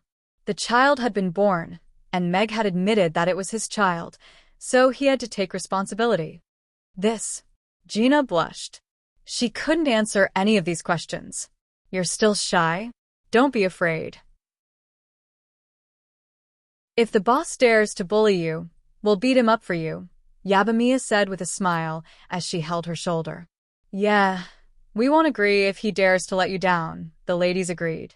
Gina was so shy that her ears turned red. She looked in the direction of the kitchen for help. Yo, it's quite lively today. Just then, a cold voice sounded from the side. A golden light flashed, and Irina walked out. The restaurant quieted down for a moment. Princess, Gina has a child, and it's with the boss. Phyllis went forward and pointed at little Guai, who was in Reina's arms, and said, Little Guai is so cute. With the boss's child? Irina's gaze swept across little Guai like a knife. The surrounding temperature seemed to have dropped a few degrees. Little Guai, who was hugging a bunch of presents, was stunned. His smile disappeared immediately, and he looked down. He didn't dare to look at Irina, as though he was being stared at by his stepmother. This child? Irina looked at little Guai with surprise in her eyes. Although she couldn't see clearly, she could feel that this child was extraordinary. Then she glanced at Luna, who was at the side. She was even more surprised. Luna, who was only a 9th-tier magician in the morning, had become a 10th-tier magician now. Why are you all standing? Wash your hands and get ready to eat. Meg came out of the kitchen with a few dishes. He smiled and said to Amy, Amy, bring little Guai upstairs and put down the presents first. Anna, help unpack the paintings and bring them upstairs. Okay. Amy agreed. She took half of the things from Xiao Guai's hands and took her up the stairs. Anna also helped to pack the paintings on the table obediently. Then, she carried the paintings upstairs with Anne. Boss, not bad. You've quietly added another little boss to the restaurant, Angela said with a wink. Everyone was also full of questions. They were ready to interrogate Meg. Meg put down the dishes and glanced at Irina guiltily. Then, he looked at everyone and said, Actually, this child isn't mine and Gina's. The little one saw us when she was born, so she thought we were her parents. She's a little mermaid. She's from the same tribe as Gina. The restaurant suddenly quieted down. Everyone's mouths were already in an O shape. Little Guai is my daughter now. She will always be. Gina looked at everyone and said seriously, so I hope everyone can help me keep this a secret. Don't let the child know about this. Thank you, everyone. Everyone didn't know what expression to show at that moment. It was as awkward as if they were suddenly told that they had walked into the wrong melon field. Irina seemed to be in deep thought. Her body relaxed instantly. I will also continue to be little Guai's father and give her a happy and complete childhood, Meg said with a smile. But Yabamiya said hesitantly. Hurry up, little Guai. It's time to eat. Amy's voice came from the staircase. Her footsteps were heard as she ran down the stairs. Then, let's celebrate little Guai's arrival tonight. We won't stop until we're drunk. Yabamiya changed the topic and said with a smile. Yeah, to celebrate Gina's birth of her beloved daughter. It's worth a big meal. Everyone changed the topic tacitly when the children came down the stairs. Since the topic was out in the open, everyone didn't continue to talk about Gina being the lady boss. Meg heaved a sigh of relief. He felt that he had jumped around the edge of danger again. To celebrate Mr. Meg's birth of his beloved daughter, Irina said with a faint smile as she raised her wine glass and looked at Meg. Thank you. Meg clinked glasses with her. He felt that there were 10,000 knives hidden in her smile.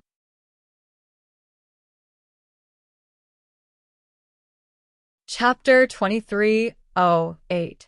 After dinner, little Guai fell asleep in Gina's arms. There was still a satisfied smile on her chubby little face. Her 2 little dimples made people want to poke them. Then, I'll bring little Guai back to sleep, Gina said with a blushing face as she hugged little Guai.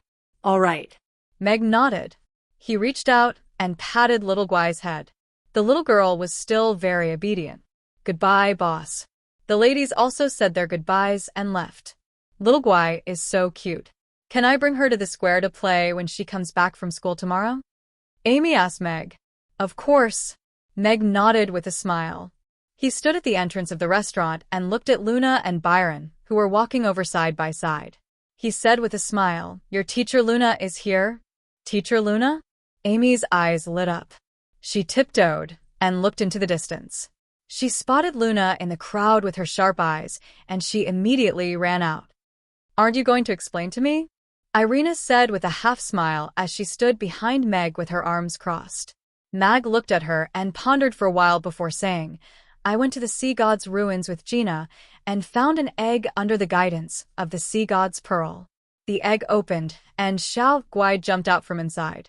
I guessed that she was the reincarnation of the sea god, and Gina was chosen as her guardian. That was why she received the blessing, and her ability jumped from grade 9 to grades 10. Now I believe that there really are gods in this world. The gods that all the races worship might exist." "I see." Irina was deep in thought.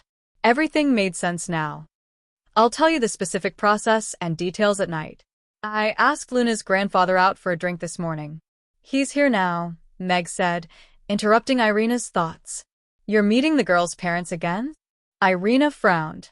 "What do you mean by meeting the parents?"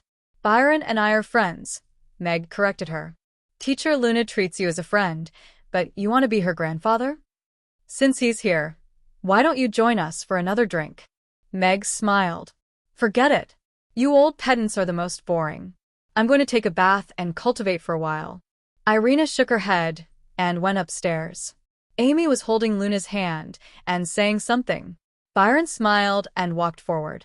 He looked at Meg and said, "Mr. Meg, I heard that your Mamie's business is doing very well. I'm here to drink with you. Will it affect your work?" "It's okay. Today is the school's opening ceremony, so the restaurant is closed for the day. It won't affect anything." Meg shook his head with a smile as he led Byron and Luna into the restaurant and closed the door. "Your restaurant's decoration is really good."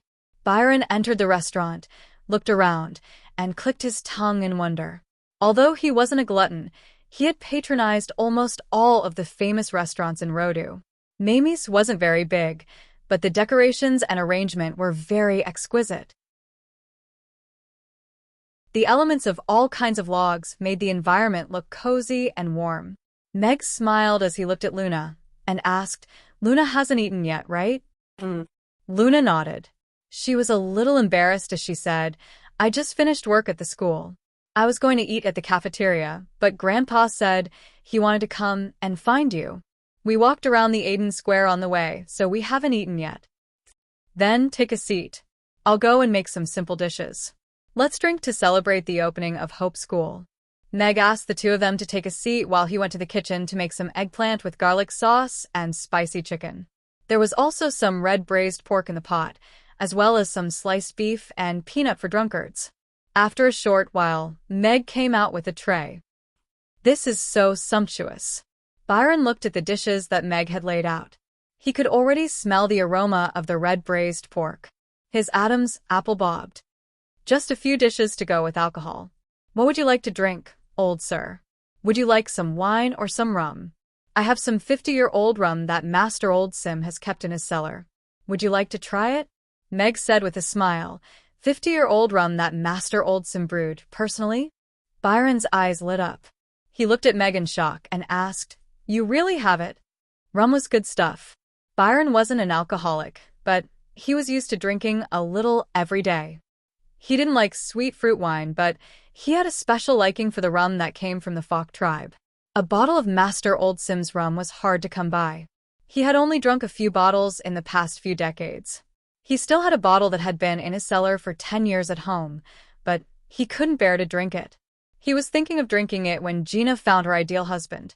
However, Meg actually said that he had 50-year-old rum here, and it was brewed personally by Old Sim. That was the king of alcohol. "I'll get it for you now." Meg walked to the wine cabinet and took a bottle of rum from the top shelf. It was a crude clay bottle with a yellowed seal on the mouth. There was a number 50 engraved on the clay. Byron nodded repeatedly. "Yes, it's Master Old Sim's handiwork. It's really a 50-year-old rum." Being in the cellar for 50 years and the 50-year-old history of this bottle were two different things. The quality of the wine wouldn't change after it was bottled from the oak barrel. If it wasn't stored well, the quality of the wine would deteriorate. However, being in the cellar for 50 years meant that this wine had been stored in the oak barrel for 50 years. The aroma of the oak blended perfectly with the wine, brewing the most mellow wine. Meg had moved this wine from Hannah's cellar, so it had to be old Sim's handiwork. There weren't many of them left in the world. It was a treasure that would disappear with every bottle consumed. Byron looked at the wine on the table with a rather agitated expression. He couldn't sit still any longer. He stood up and moved closer to Meg. After carefully observing it for a while, he asked, "Mr. Meg, where did you get this wine?" As a rum lover, he had tried many ways to purchase Master Old Sim's personal brew. Not to mention a 50-year-old wine. Even a bottle of wine that had been in the cellar for 3 to 5 years was hard to find. "I know Master Old Sim's granddaughter. She gave this to me." Meg smiled as he reached out to tear the seal on the bottle. Hey. You can't. Byron hurriedly pressed down on Meg's hand and shook his head. "Let's drink something else. This wine is too good. It's a waste for me to drink it." Meg didn't say it, but Byron knew very well that this bottle of wine could easily sell for hundreds of thousands of copper coins at an auction. Luna sat quietly at the side. She didn't know what was so special about this wine, but she could tell that Meg had brought out a very good wine. It was the kind that even her grandfather couldn't bear to drink. Good wine should be paired with people who know how to drink. "Old mister, it's rare for you to come to Chaos City. How can we not treat you with good wine?"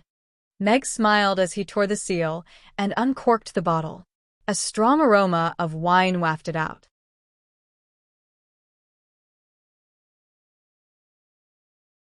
Chapter 2309.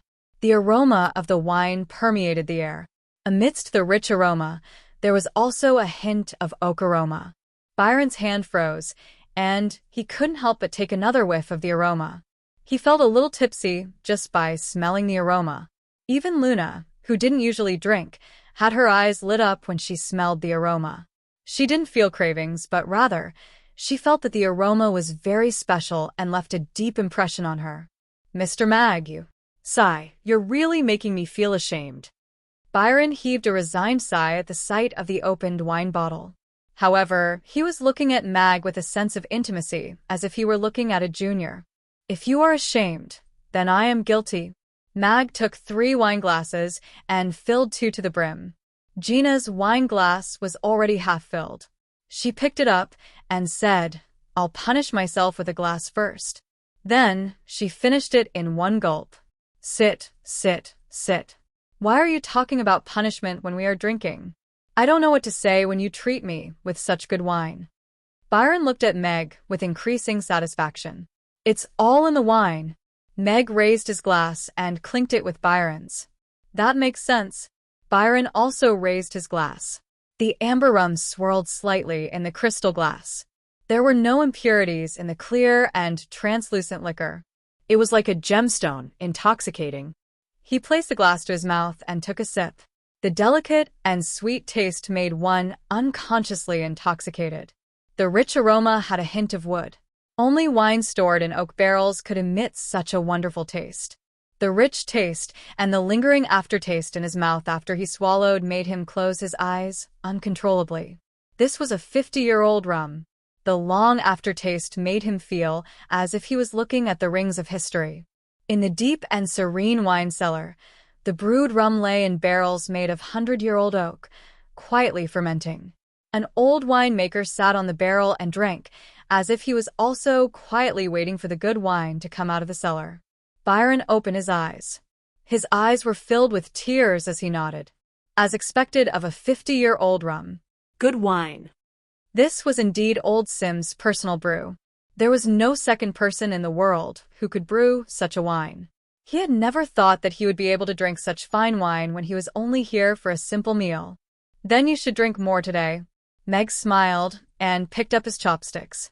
"Come, eat more. Let's drink slowly." "All right." Byron picked up a peanut with his chopsticks and tossed it into his mouth. The crispy peanut had a spicy flavor, and the more he chewed, the more fragrant it became. It was a perfect match for wine. Good wine and good food. Meg and Byron's chatterboxes gradually opened up. Meg had quite a good impression of this old man.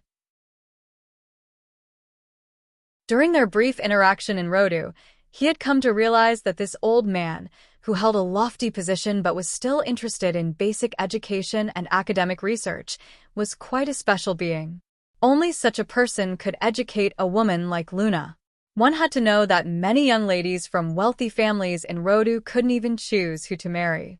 Byron looked at Meg and nodded repeatedly, with a smile in his eyes. I heard from Luna that you gave a lot of help to the construction of Hope School. This toast is to you, Byron said to Meg as he raised his wine glass. He was already a little tipsy. It was all thanks to Teacher Luna that Hope School could be built. I only helped a little. Meg raised his wine glass and clinked it with Byron's with a smile. You don't have to be humble. Byron shook his head. Luna had already brought up the problems of these children to me a few times in the past 2 years. I couldn't do anything about it, and could only ask her to help as much as she could. But when you came, the foundation was successfully established. The money was in place, and the connections were in place. That was why Hope School could be built in such a short time. I've been in the government for decades, so I understand these things. Luna has met a benefactor. Luna, who was eating at the side, paused in the middle of picking up a piece of red braised pork. She also turned to look at Meg. If you say that, then I'm sorry. Meg put down his wine glass with a smile and said, the construction of Hope School will benefit Chaos City for a long time. It was all because of City Lord Michael's strong support that all the procedures were approved so quickly. I don't dare to take all the credit for this. Byron laughed as he patted Meg on the shoulder. You're very good, kid. After that, they talked about the implementation of the decimal system and the multiplication table. Under Byron's strong support, this matter had already been implemented in the Roth Empire. After 3 rounds of drinks, the dishes on the table were almost finished. Byron was already drunk. Rum was a strong liquor and had a strong aftertaste. This was a liquor that had been kept in the cellar for 50 years, so its strength was not to be underestimated. I think you're a very good kid. Byron grabbed Meg's hand and nodded with satisfaction. I'm relieved to hand Luna over to you. After saying that, he slowly slumped onto the table. What do you mean by hand over to me? Meg raised his eyebrows. His first reaction was to wonder if Irina, who was taking a bath upstairs, heard that ridiculous sentence. Grandpa. Gina looked at the drunk Byron and blushed. How could he say that to Meg? They had nothing to do with each other. The restaurant quietened down instantly. Meg and Luna sat there and didn't know what to say to break the awkwardness. Grandpa was drunk and said some weird things. Please don't take it to heart, Gina said to Meg with a blushing face. It's all right. He must be worried about leaving you alone in Chaos City. Meg shook his head with a smile. He looked at the drunk Byron and said, I'll call for a horse-drawn carriage to send you back. Thank you. Luna nodded. She also wanted to leave this place as soon as possible. Meg went out to hail a horse-drawn carriage and helped Byron into the carriage. He instructed the coachman to help Byron into the house when they arrived and gave him a little extra for the fare. Luna, you two can go back first. These 2 bottles of wine are for the old mister. You can hold them for him. Meg passed a bag into the carriage. All right. Thank you. Luna nodded. The horse-drawn carriage set off, and Luna put down the curtain. She heaved a sigh of relief and loosened her left hand. She realized that her palm was sweaty, and she couldn't help but chuckle. She reached out to touch her burning face, but she couldn't help but think about what her grandfather said earlier. She didn't know if he was speaking nonsense when he was drunk, or if he was being serious. If he really wanted to entrust her to Meg, then should she reject or agree? Then, she thought about those words that Vivian always nagged at her, and her face became even hotter. Of course, Mr. Meg was good. She couldn't find another man as gentle and talented as him. He could cook and write well.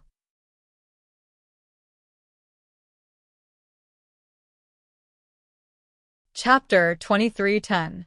After sending Gina and Byron off, Meg returned to the dining room. Just as he was about to clear the table, Irina came down from upstairs in a bathrobe and looked at Meg with a smile. Meg sensed a dangerous aura from her smile. As expected, Irina said, "When I was bathing just now, I think I heard someone entrusting his life to me." "Really?" "Oh, Byron was drunk just now, so he might have said something weird." I didn't listen carefully. Meg had an "I don't know anything" expression on his face. Irina glared at him, but didn't continue to dwell on this issue. She pulled out a chair and sat down. "What do you think is going on with the sea god's ruins?" The existence of God had always been an illusory thing to Irina. The elves believed in the god of life, and she had even gained the recognition of the tree of life. However, other than that vague concern, she couldn't confirm if God really existed, or if God was still alive. Meg and the rest went to the sea god's ruins that Atlantis believed in and brought back Little Guai. Whether it was Little Guai's mysterious aura or Gina, who suddenly broke through to become a 10th-tier great magic caster, she was curious about the relationship between this and God. We went to the Atlantis ruins. There, Gina used the sea god's pearl to open the sea god's ruins. Meg recounted the process of their exploration of the sea god's ruins to Irina. Irina listened attentively and pondered from time to time. After Meg finished, she asked, "In that case, are there many small spaces that we don't know about in this world, and God is hidden in those spaces? They might have already died, or they might have re-entered the cycle of reincarnation, but they still maintain a connection with this world?" "That's possible." Meg nodded. From Little Guai's reaction to and God might have fought an endless war with the great old ones back then. This hostile relationship might have been imprinted in their souls. Even after reincarnation, they still remember it. Then, when Little Guai grows up, will she be God? I'm not sure either. Meg shook his head. However, raising a sea god sounded quite fulfilling. Irina crossed her arms and scrutinized Meg. "Now that you and Gina have a child, what do you plan to do?" "You know that doesn't count." Meg scratched his head. "Even if I know, it doesn't count. Little Guai keeps calling you father and mother in front of others. Do you still want others to think that you're a good man who is as pure as ice and as pure as jade? Although we had a child, we didn't get married? Do you think everyone is a fool, or are you a fool?" Irina sneered. Meg choked. Although that was the truth, and he was a good man who was as pure as ice, as Irina had said, as long as Little Guai wasn't raised in secret, this situation was inevitable. His relationship with Gina would definitely be different in front of others because of this child. And this was undoubtedly a betrayal to Irina. Meg stole a glance at Irina. It was already beyond his expectations that she could still sit there so calmly without even taking out her foldable chair. "Why don't we lay our cards on the tables?" Meg asked Irina. "What happens after we lay our cards on the table? Close the restaurant? Leave Chaos City? Where are you going? What do you want to do?" Irina's soul asked. Meg looked at Irina and suddenly felt that she was very cute. He took a step forward, got close to her, and said, "If you don't lay your cards on the table, then give me a chance to pursue you. Even if I have to change my identity, I still want you to be the lady boss of Mamie's." Irina looked at Meg and kept quiet for a while before suddenly asking, "Which race do you like? Elf? Beast-eared girl? Little fox? Big sister succubus?" "As long as it's you, any race will do," Meg said honestly. "Then, how do you want me to make an appearance? A fangirl who's obsessed with your food, or Amy's mother from The Return of the King?" Irina asked again. Meg considered seriously for a while and said, "I think Amy's mother from The Return of the King is pretty good. Compared to the lame drama of an ignorant young girl being tricked into the head chef's bed, Meg was actually more optimistic about the drama of Amy's mysterious mother suddenly returning and becoming the lady boss of the restaurant. It would be perfectly justifiable. Meg had even thought of the lines, "It's you. It's you. Why were you so heartless to leave us father and daughter behind?" "Actually, I had my reasons, but I'm back now. Look, this line is so powerful." Then, Wouldn't I become a woman who despises the poor and loves the rich? Irina frowned. As long as you're strong enough, there won't be such a problem. There's only one Irina in this world. For a restaurant owner, a high-level elf is already a very powerful existence. It doesn't have to be Irina. Meg shrugged. I understand. Irina nodded. Then, she changed the topic and said, however, if I can't even control these little girls in your restaurant, then wouldn't it be boring to be the lady boss? As long as you're happy. Meg didn't know what else to say. All right, it's settled then. I'll make a grand comeback tomorrow. Irina's lips curled up slightly. Gina tucked little Guy in and looked at her from the side with a gentle smile on her face. For some reason, just looking at her made her heart feel very calm. Ever since Lantist fell into the underground city, her empty heart seemed to have finally found a place to settle down. In this world, other than the boss, she had another person worth looking forward to. Little Guy was so cute and so young. She needed to take care of her carefully and nurture her until she grew up. She didn't have much confidence in herself, but she had great confidence in Little Guy. Little Guy was too smart. She could do anything as long as she was taught. However, she was a little worried. Would she have to leave when she grew up? After all, she could be the sea god. Meow, meow. Little Guy turned around and hugged her hand. She pressed her face against her arm and revealed a little smile. Gina felt that her heart was about to melt. She didn't care anymore. Whether she was the reincarnation of the sea god or not, she was her daughter now. Good night, Little Guy. Gina kissed her forehead gently and closed her eyes to sleep. Meg worked hard the entire night, but he still woke up early the next day to make breakfast for everyone. He was looking forward to how Irina planned to appear in front of everyone today and announce her sovereignty as Mamie's lady boss. End of chapter.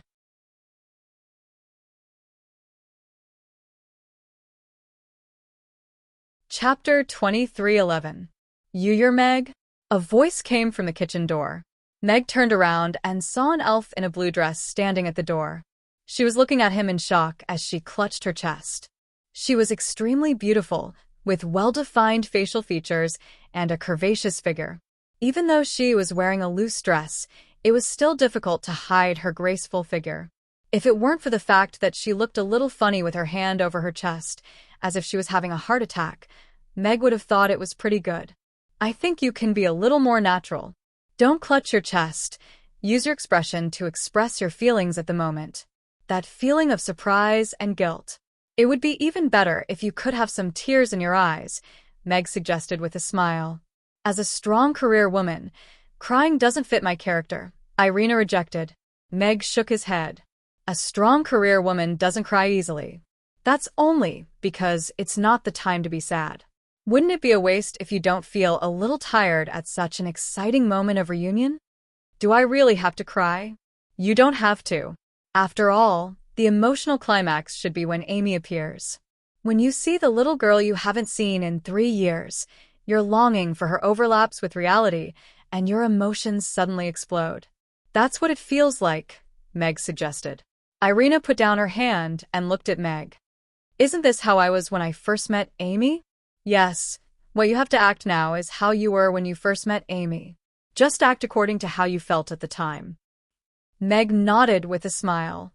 It's a little difficult for me to express my emotions in front of so many people. Irina shook her head.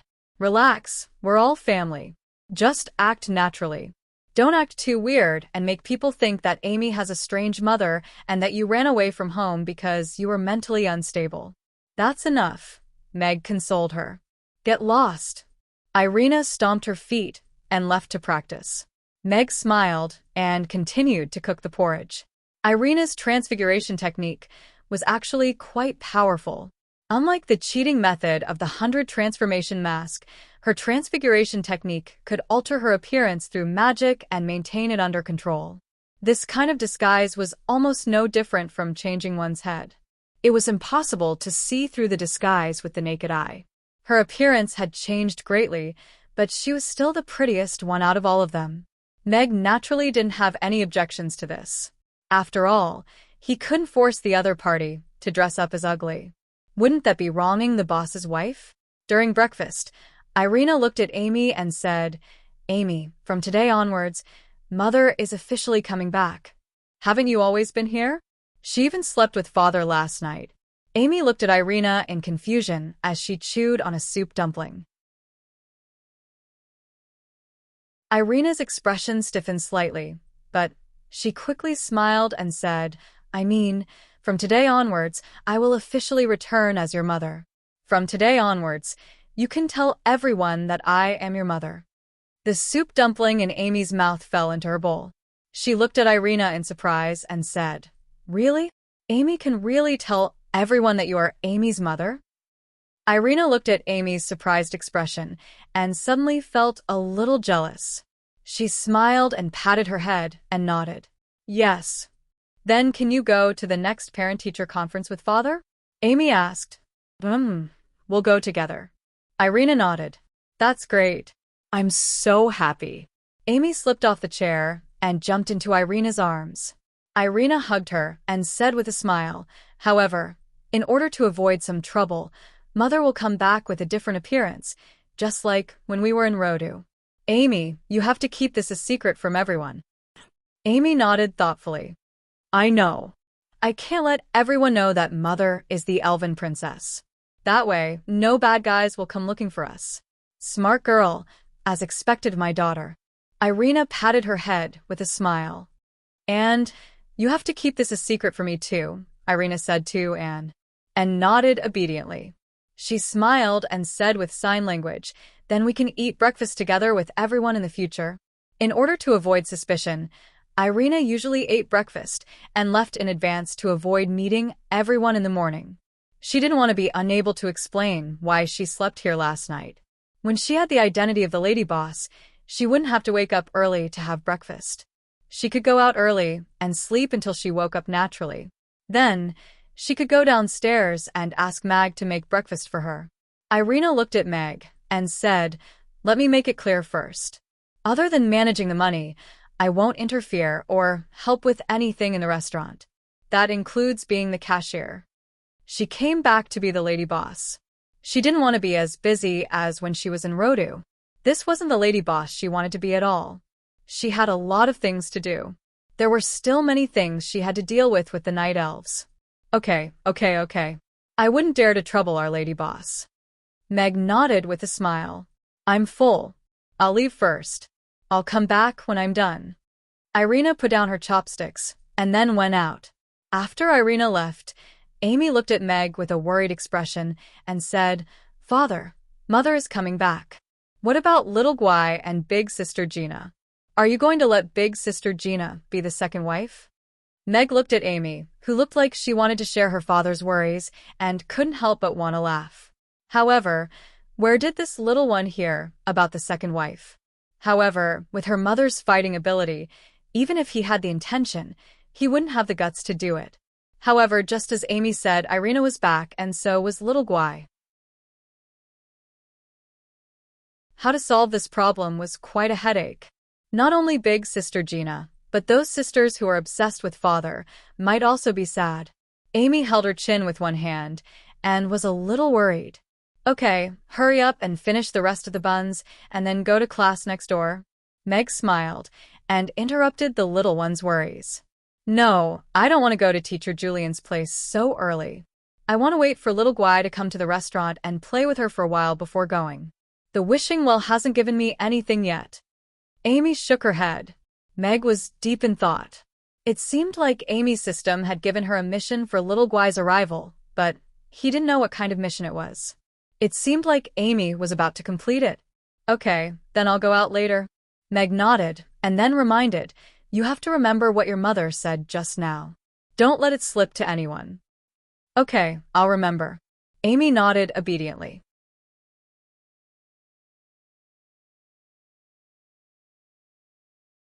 Chapter 23:12. Not long after, the bell rang outside the restaurant. I'll go open the doors. Amy jumped off the chair and ran towards the door. Big sister. Once Amy opened the door, little Guy's soft voice could be heard, and a chubby little fellow jumped into her arms. Little Guy, flies. Amy picked her up. She was also very small, but she was able to pick her up with ease. Meg and Gina, who was standing at the door, smiled at the sight of the two little fellows laughing together. Boss is so lucky. Such adorable little ladies are his daughters, Mia said enviously. If you're tempted, then take Boss down. They'll have to call you Mom, Angela egged at the side. Mia's eyes lit up. However, she blushed after taking a look at Meg and shook her head without saying anything. I think big sister Gina has a chance. After all, she's such a beautiful woman with a gentle personality and a great figure. Even I like her. She even has a child now. Boss will be won over sooner or later, Barbara said softly with a gossipy face. I wonder if Boss will consider marrying too. I heard that some men in Chaos City have a few wives, Phyrus said softly. Everyone turned to look at her. I didn't mean that. Phyrus blushed immediately and shook her head. Right at this moment, an arrogant voice sounded from behind. I just left today. Who gave birth to such an adorable little dumpling? All the ladies turned around and saw Camilla, who was wearing a long black dress and a white fox fur coat. She was looking at little Guy, who was trying to ride on Ugly Duckling's back. Big sister Camilla, you're finally back. Angela winked at her with a smile and said, This is little Guy, big sister Gina, and boss child. What? Camilla's eyes widened. She glanced at Gina before looking at Meg. She spat out two words angrily, beast. This fellow tied her up back then, but only used a whip to whip her. But he actually went to have a child with Gina? Was she, Camilla, really inferior to Gina? Meg was originally quite happy that his chopping tool was back. However, after hearing what she said, he suddenly felt wronged. He hadn't done anything to Gina. How was he a beast? However, the children were all there, so he couldn't say anything. He could only invite everyone in. Come in, I made breakfast for you. Everyone came in one after another. Camilla stared at little Guy for a while. The little girl was as cute as Amy and had the same blue eyes. She really did look like a sister to Amy. Xiao Guai is so cute. Congratulations, Camilla and Gina said with a smile. However, when they glanced at her, they exclaimed in shock. You've broken through grade 10? Camilla was shocked to discover that Gina had become a level 10 powerhouse. Upon hearing that, everyone looked at Gina in shock. Only Elizabeth was calm, as if she had already discovered it. Yes, I just broke through not long ago. Gina nodded slightly. She appeared rather normal. After all, compared to Xiao Guai, breaking through to grade 10 was only a small surprise.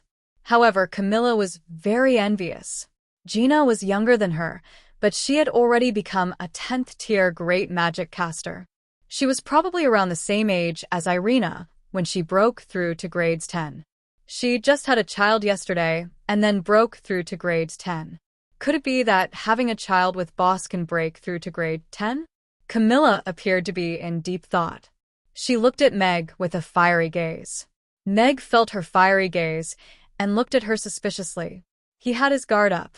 This woman doesn't look like a good person. Boys have to protect themselves when they're outside. After everyone had breakfast, Meg said to Camilla, We went to the Demon Islands to play 2 days ago. We went to the Vampire Island to look for you, but you weren't at home. So you came back to Chaos City. Camilla grabbed a youtiao with one hand and a soy milk spoon with the other as she casually asked, Didn't I welcome you to the island like a VIP when I mentioned my name? I almost got beaten up when I mentioned your name, Meg said honestly. Camilla spat out a mouthful of soy milk and angrily said, There's such a thing? How dare those fellows? It's all right, big sister Camilla. I sent them flying, Amy said smilingly. Camilla looked at Amy and felt relieved yet embarrassed. But you don't seem to be very authoritative as the chief. In the end, you had to rely on Barbara and Elizabeth's names to make them stop, Meg said, shaking his head. Camilla lowered her head and bit into her youtiao. She was so embarrassed that she didn't want to talk. It wasn't as if she didn't know. Otherwise, she wouldn't have become the chief, but couldn't even stay on the island. Those fellows pretended to obey, but secretly opposed. They called her the chief on the surface, but didn't take her seriously behind her back. They still followed her father's lead. But this kind of internal conflict was actually exposed in front of others. Didn't she, Camilla, want to save face? Seeing her awkward expression, Meg didn't continue on this topic. Instead, he asked, "Did you come back this time because you were passing by, or are you officially returning to the restaurant?" Camilla looked up at him and said, "You still owe me a month's salary. If you come back, I'll raise your salary." "I'll double it," Meg said smilingly, like an uncle holding a lollipop. "Really?" Camilla's eyes lit up, but she quickly calmed herself down. No matter what, she was the chief of the clan now. She couldn't appear too happy over a salary of a few thousand copper coins.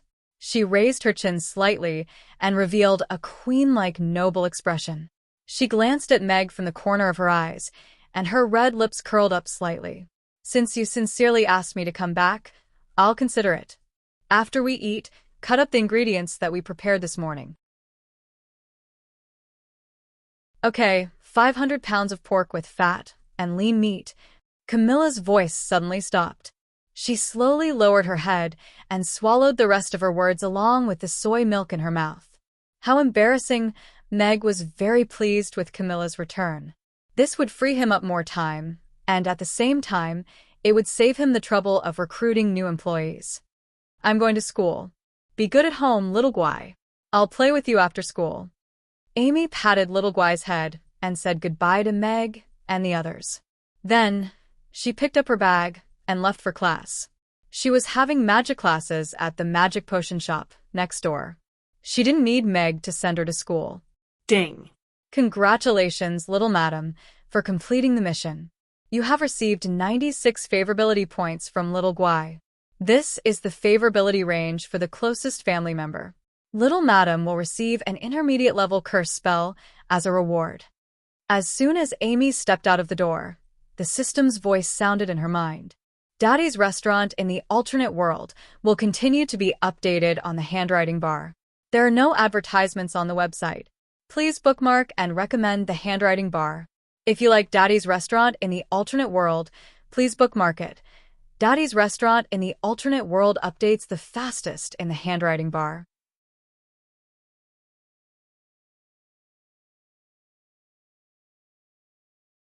Chapter 2313. Middle-level curse magic? Amy paused in her steps, and then showed some doubts. Isn't curse magic a magic that only bad witches use? There is no good or bad magic. The bad ones are the ones who use the magic. Moreover, this is a curse magic that is not very harmful, but is very insulting.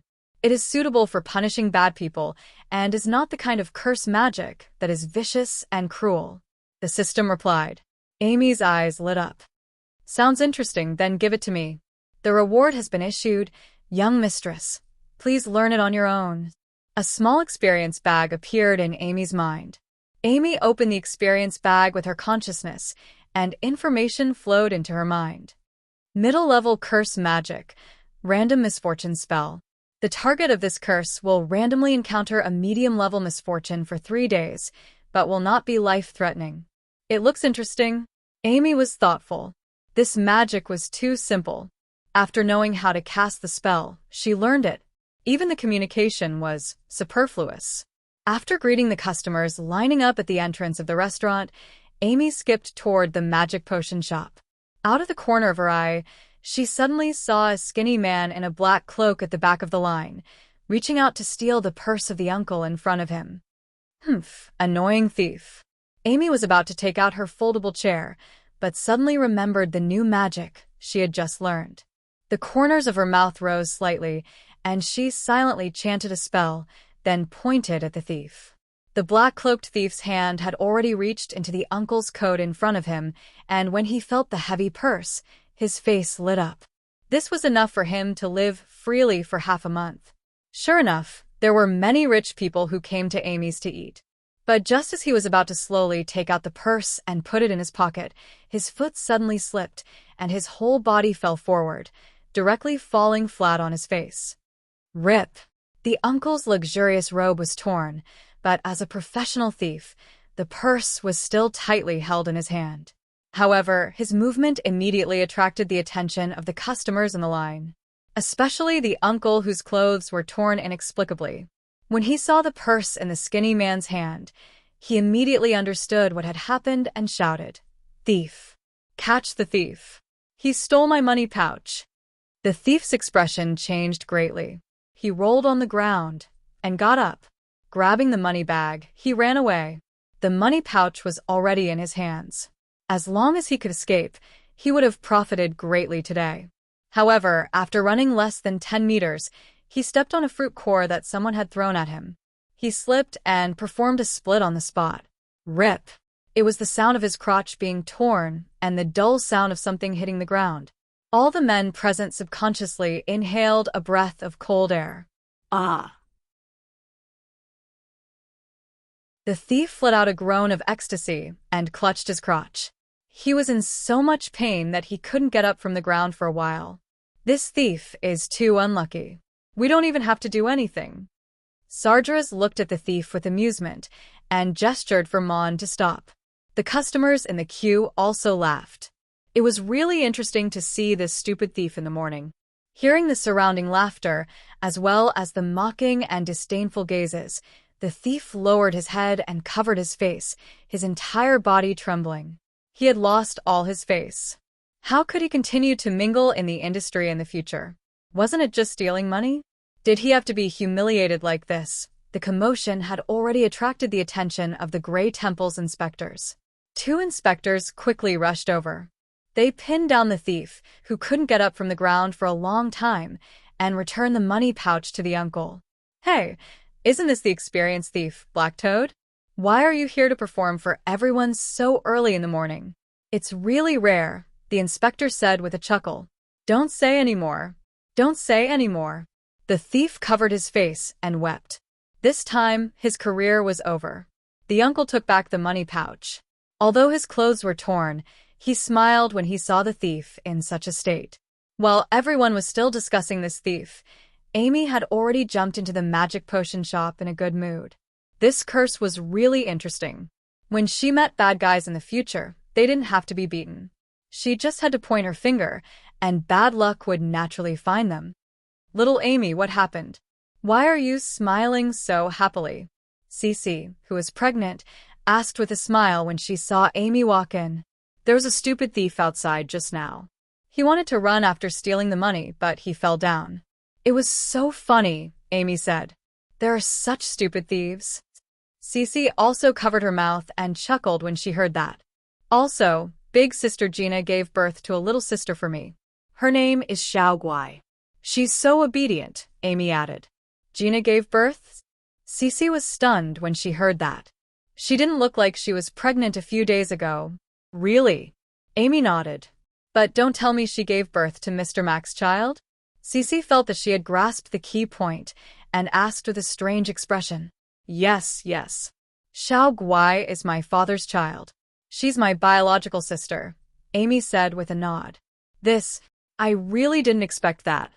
Cece felt like she had heard a big piece of gossip early in the morning, but she still said with a smile, "Then I'll go and see the little sister later."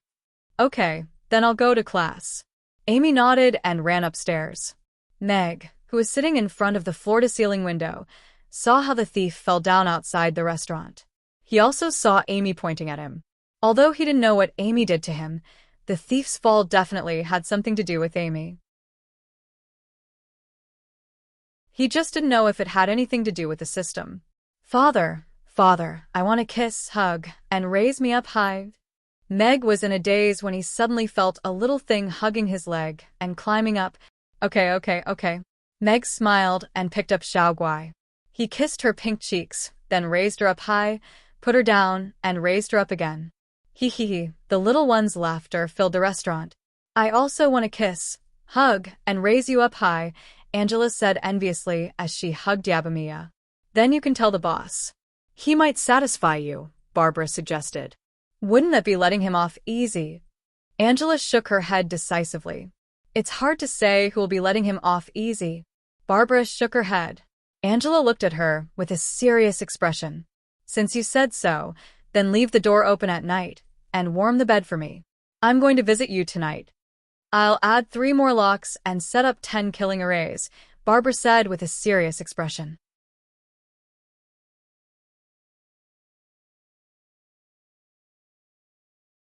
Chapter 23:14. In Irina's office, Ashley carried 3 cups of fruit juice and placed them in front of Irina. Princess, this is our latest version of weight loss fruit juice. After eliminating dozens of fruit juices, there are still 3 flavors left. The 3 types of fruit juice were orange, green, and white respectively. The color and luster all looked good. Let me try it. Irina picked up the white cup first. Her nose twitched slightly as she said, "Is this coconut juice?" "It's coconut milk. It's made using the local ancient production process. After carefully grinding the coconut meat, it's made with coconut milk," Ashley introduced. Irina took a sip of the coconut milk juice, and her eyes lit up immediately. It was a very refreshing taste with a faint coconut milk fragrance, but it didn't have a very strong sweetness. The texture was delicate, and it felt very moist in the mouth. After swallowing, there was a faint fragrance in the mouth. The original taste of weight loss tea that was difficult to swallow had been completely improved. This was more like a delicious beverage, not a weight loss tea. Not bad. Both the texture and the fragrance are very good. Irina drank 2 more mouthfuls before putting down the coconut milk juice. A smile appeared on Ashley's face. This was the greatest affirmation for their work during this period of time. Then Irina tasted the other 2 cups of fruit juice. 1 cup was orange juice and the other was apple juice. One was sweet and sour, while the other was fragrant and pleasant. Each had its own characteristics. Moreover, there were plump fruits in the orange juice, and the taste was quite wonderful. These 3 types of fruit juice have surprised me. The texture and taste are better than most freshly squeezed fruit juices. Even if it doesn't have any weight loss effect, it should still be liked by everyone.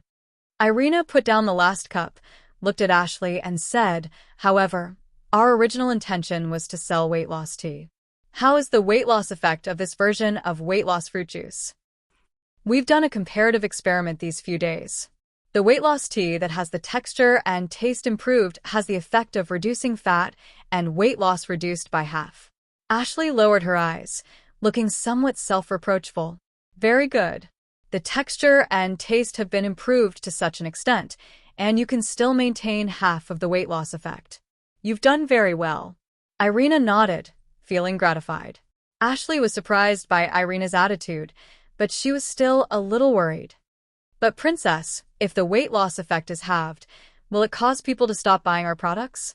"No, as Meg said, whether people will buy our weight loss tea depends on the weight loss effect, but whether they can drink it consistently, maintain a high frequency of drinking it, and increase the return rate is determined by the drinking experience of this weight loss tea." Irina shook her head slightly and said with a smile, "Although the weight loss effect of such an excellent fruit juice is halved, it's not unacceptable for them to drink 1 more cup. They're even willing to drink it every day. This is a long-term business." Ashley was deep in thought. She already understood what Irina meant. "Let's follow this standard and find a stable source of fruit. As long as we can mass-produce the fruit, we can start selling and opening the store," Irina said. "Okay." Ashley nodded. She turned around and walked away quickly, unable to hide the smile on her face. "Why do I feel like I'm becoming more and more of a businessman? Could it be that I've been infected by that guy?" Irina propped up her chin with one hand and fell into deep thought. After dealing with some factory matters, Irina went to inspect the factory. Looking at the time, she left the factory and headed in the direction of Mama's. Everyone was preparing for lunch. The dishes on the table were all served, except for one empty seat. "Boss, the princess said that she has been quite busy recently, so she won't be coming to the restaurant for lunch." Phyllis suddenly thought of something and said to Meg. "I see." Meg revealed a surprised expression. Everyone was also a little surprised. During this period of time, Irina would come for lunch and dinner. With her status, it was naturally inappropriate for them to say anything. After getting to know her better, they quite liked such a companion. After all, There weren't many experts who were as strong and easy to talk to as her. After all, her man was the strongest existence in this world, and she was also a top-notch 10th-tier expert. Then, let's not wait for her. Let's dig in, Meg said as he picked up his chopsticks. Just then, the bell at the door suddenly rang. Isn't it not opening hours yet? Could it be a customer who doesn't know the rules? Yabamiya turned around and asked curiously. I'll go take a look. Gina stood up and walked to the door. The door of the restaurant opened, and an extremely beautiful elf stood at the door. She was wearing a long blue dress that accentuated her slender figure and exquisite figure.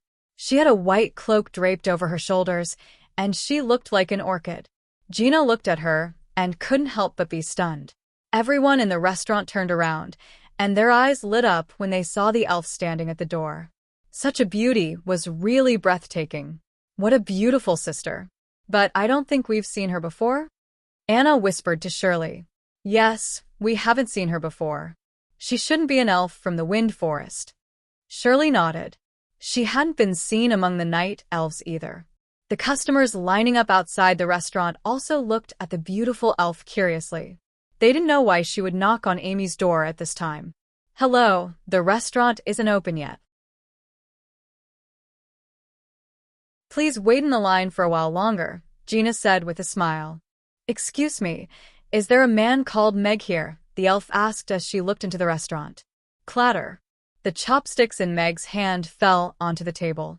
His eyes widened and his mouth opened slightly. He slowly stood up from the chair, and his lips trembled slightly as he said, It's you. Irina bit her lower lip lightly and took a step forward. She looked at Meg and nodded slightly. Yes, I'm back. The restaurant was silent. All the girls were dumbstruck and confused. What's going on? Could it be? Everyone's gaze moved quickly between Meg and Irina before landing on Amy. Yes, an elf. A beauty. A reunion after a long separation. Could this be the mysterious lady boss of Amy's? Everyone's expressions suddenly became interesting. They all had different emotions. Some were eager to watch the show, while others were sad because their hearts were shattered. However, Irina looked at the full table of girls and children in the next moment. She suddenly stopped in her tracks. Surprise, sadness, resentment, and all kinds of emotions flashed across her face. I didn't expect you to have so many wives and concubines in just 3 years. You even have so many children. Irina stumbled a few steps back. She clutched her chest and looked at Meg. Her voice trembled as she said, So, the clown is me. Daddy's restaurant in the alternate world will continue to be updated in the handwriting bar.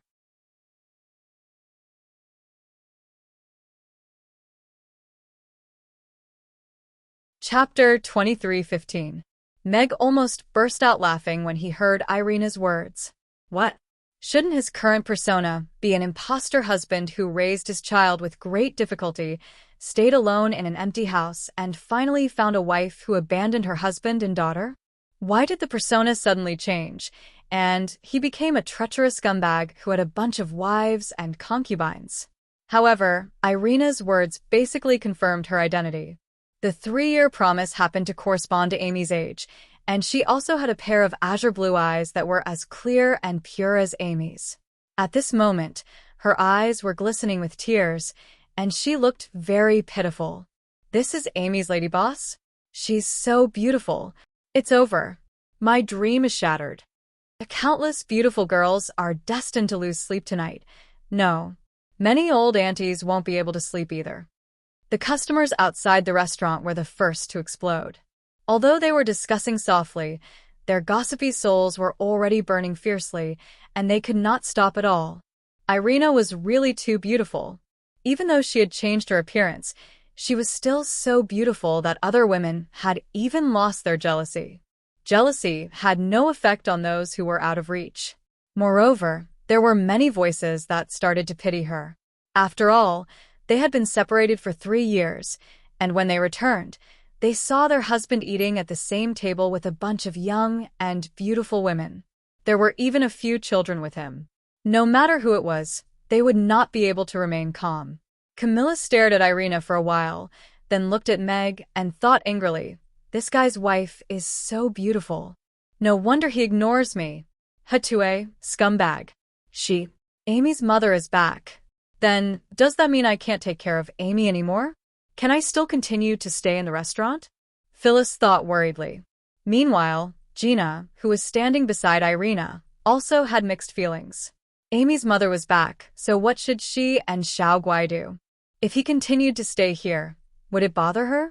However, Gina still gently held onto Irina's shoulders despite her chaotic emotions. She shook her head with a smile and said, Madam, it's not what you think. We're waitresses in the restaurant, not Mr. Meg's wives. We're just having a working meal. We don't live together. As she spoke, she closed the door of the restaurant and shut the disturbance outside. Is that so? Irina composed herself and looked at Gina. Then, she looked at the girls sitting at the table. The girls hurriedly nodded. It was indeed not good to be misunderstood. You're my mother? At this moment, Amy appeared on stage with a chicken drumstick in her mouth. She hurried onto the stage after being hinted by Meg with his eyes. The little guy had just eaten a drumstick and was ready to be an onlooker. Irina's gaze fell on Amy, and her body trembled slightly. Tears instantly welled up in her eyes.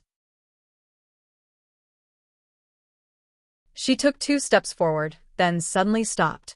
Hesitantly, she said with certainty, You're Amy? Yes. Amy nodded. She hid the drumstick behind her back and wiped her slightly oily mouth while she was at it. My daughter. Irina went forward and squatted down.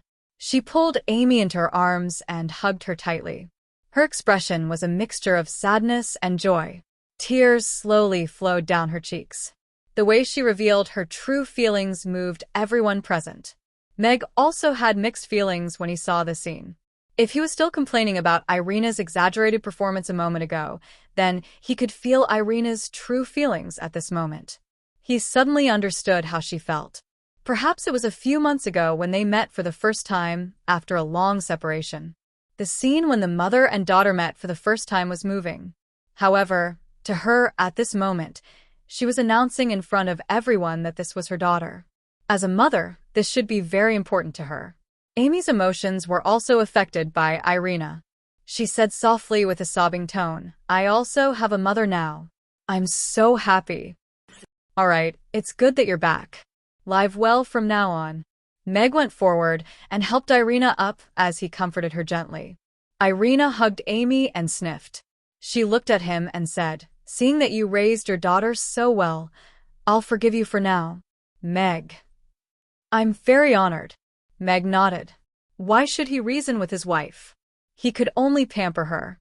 Let me introduce everyone. This is Caroline, my wife and Amy's mother. Meg stood beside Irina and introduced her to everyone. Sorry, I misunderstood you, Irina said apologetically. It's okay. Then you're the lady boss. I'm Yabamiya. You can call me Mia. I'm in charge of taking orders at the restaurant. Mia stood up and introduced herself. Hello, Mia. Irina nodded slightly. She had already taken the role of the restaurant's lady boss. I'm Barbara. I'm in charge of serving the dishes. The super awesome kind, Barbara said. Hello, Barbara. Irina nodded. I'm Jane. I'm in charge of cleaning the table. I'm a little stupid, Jane said a little embarrassedly. Irina's lips twitched, but she still smiled and said, I think you look quite smart. You should be more confident. I'm Hannah. I'm in charge of buying soy sauce and freeloading, Hannah said with a smile. Hannah giggled. She was no longer working at the restaurant. After all, the matters of the winery were enough to keep her busy. She even had to scrounge meals from time to time. Irina nodded with a smile. I'm Elizabeth. You're very good. Elizabeth looked into Irina's eyes. She seemed to be trying to find a sense of familiarity in them. You have to continue working hard. Irina nodded slightly. When it was Camilla's turn, she didn't stand up. She looked at Irina and said, I'm Camilla. Your husband begged me to eat here. Meg's eyelids twitched. What was this unknown woman talking about? Irina looked at Camilla and said with a smile, How did he beg you? Can you tell me more about it? Camilla choked. She glanced at Meg from the corner of her eyes. For a moment, she didn't know how to continue. After all, her film was still in Meg's hands. If he was angered and lost his mind, it would be terrible. He begged me with double the salary. Camilla felt embarrassed after saying that. That's right. I think you're worth that price. Irina nodded with certainty. I'm Angela. I'm in charge of attracting customers with my beauty. Angela stood up and looked at Irina with a smile. Madam, you're so beautiful. You're the most beautiful elf I've ever seen. Is that so? I heard that the most beautiful elf in the world is Irina. How can I compare with her with my ordinary appearance? Irina covered her mouth and chuckled. Meg's brows were already furrowed. How could she say something like that? End of chapter.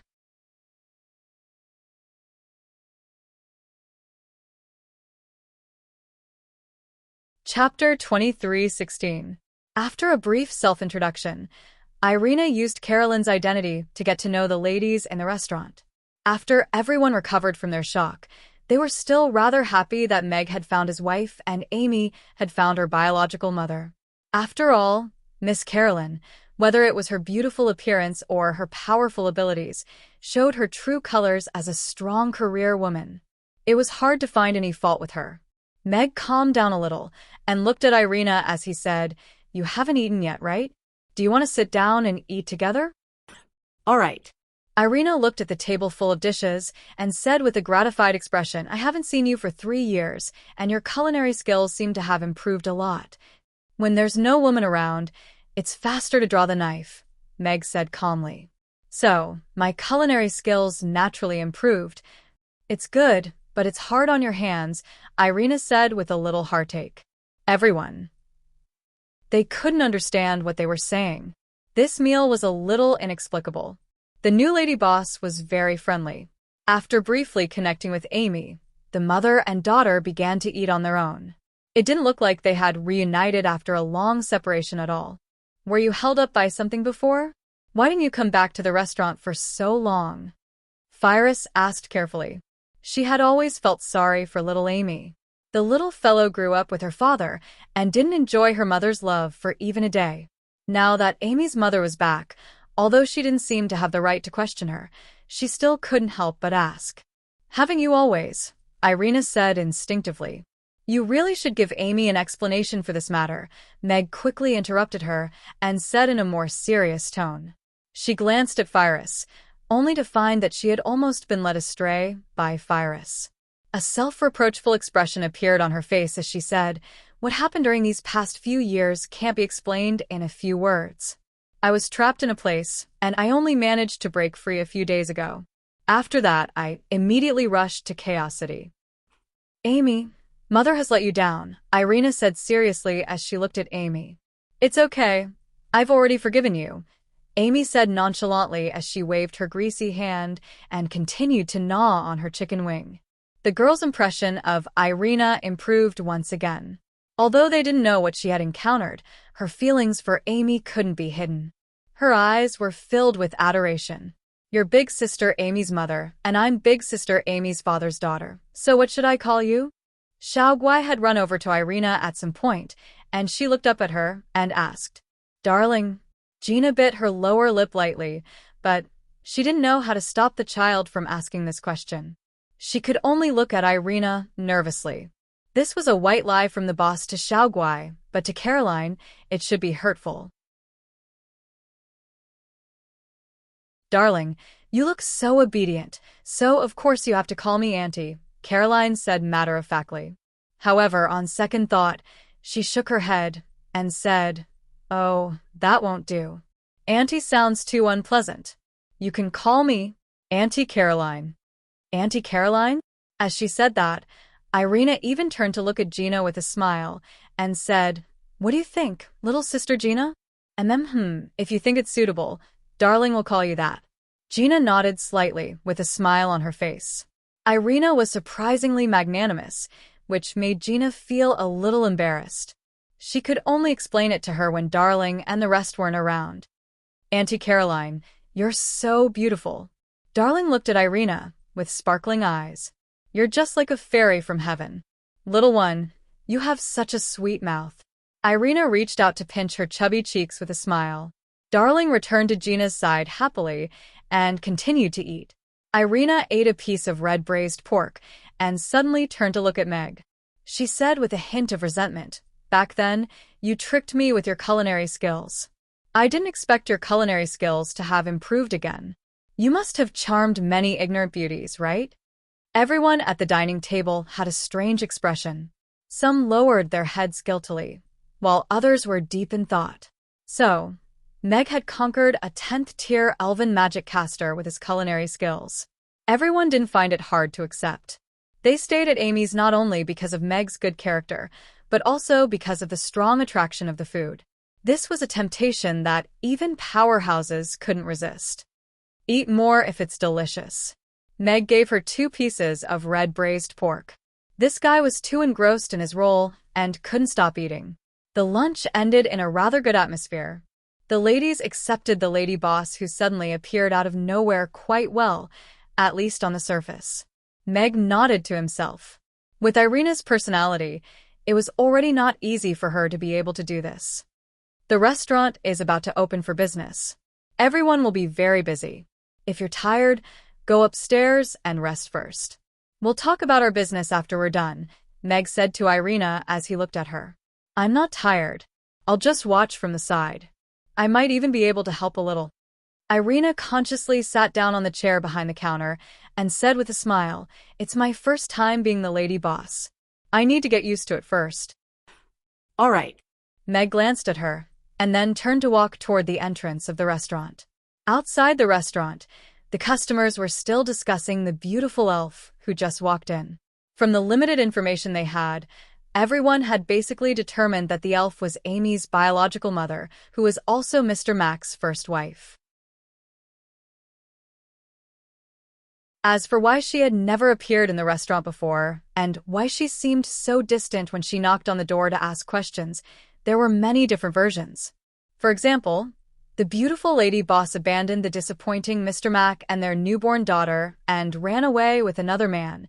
Mr. Mac abandoned the beautiful lady boss and ran away with his sister-in-law. Crassus and Julian, who were standing in the front row, were communicating with each other telepathically.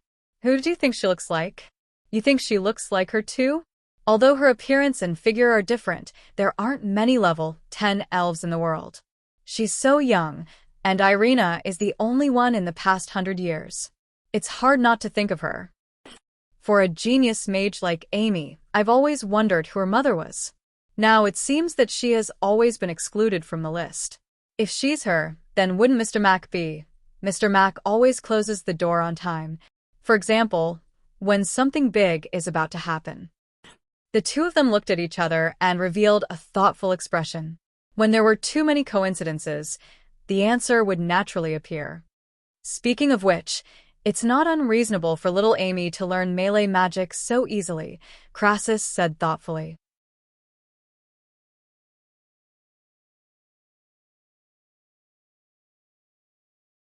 Chapter 23:17. The restaurant was open for business. Meg stood at the door and welcomed the customers as usual. However, today's customers were all looking at Meg differently. The young women all had looks of regret and resentment in their eyes. His first wife had returned, and she was such a beautiful elf with such a beautiful temperament and appearance, as well as Amy, the adorable little treasure. The position of lady boss basically had nothing to do with them anymore. The men looked at him with envy and mockery. He had 2 beautiful and adorable daughters and a beautiful wife. This kind of life could be said to be perfect. However, Mr. Mac was usually surrounded by a group of beautiful girls. He used to be a bachelor, but now he was a married man. He probably wouldn't be able to do anything in the future. Crassus and Julian looked at Meg seriously. They still found it hard to associate him with Alex, who killed the demon with his sword. That guy was so arrogant. He couldn't even look at anyone other than Irina. However, Meg stood there with a gentle look in his eyes. He didn't look arrogant at all. He was just an amiable boss who made money. Meg, Alex. Looks like it's true. Crassus transmitted his voice to Julian, with mixed feelings. Julian was silent for a while, then nodded slightly. So we were tricked by this guy and Irina. They deliberately made us take Amy as our disciple, right? Crassus laughed angrily. You can go back on your word. Little Amy only needs me as her master, Julian said calmly. Bullshit. Little Amy is my disciple. No one can change that. Julian immediately blew his beard and glared at them. They sure are carefree parents. Both of them are clearly the strongest in the world, but they left little Amy to us. Julian couldn't help but complain. Crassus shook his head. I don't want Amy to learn anything from them. Just the 2 types of magic are enough to keep Amy busy. Don't bite off more than you can chew. It's not like you don't understand. The 2 of them entered the restaurant and saw Irina sitting behind the counter, winking at them. It seemed like she knew that she couldn't hide it from them anymore, so she decided to lay her cards on the table. The 2 of them frowned and pretended not to see Irina as they sat down in their usual seats. The corners of Irina's mouth curled up slightly. She leaned back comfortably in the chair, looking like a lady boss. As the guests entered the door one after another, they couldn't help but take a few more glances at Irina before secretly praising her in their hearts. Whether it was her temperament or her appearance, she was an impeccable beauty. It even made people feel that it was a little unfair for such an otherworldly fairy to sit in this restaurant as the lady boss. However, it was precisely because of this that she gave birth to such a beautiful little cutie, like Little Boss. Everyone's gazes subconsciously fell on Ugly Duckling, who was putting makeup on it with another cute little girl. Who's that little cutie? Yeah, she's so small. She looks even younger than Little Boss. She's so cute. She's pink and tender, and her eyes are beautiful blue, just like Little Boss's. Could it be the legendary fairy wife running away with a ball? I already have the outline. Who's going to write it? Everyone's gazes were successfully attracted by Xiao Guai. Firstly, the little girl was really too cute. She sat on the stool with little Amy, and they looked like a pair of sisters. Secondly, the timing of her appearance was a little coincidental. The lady boss of Amy's was back, and then there was such a cute little girl. Was there some connection that everyone liked to see?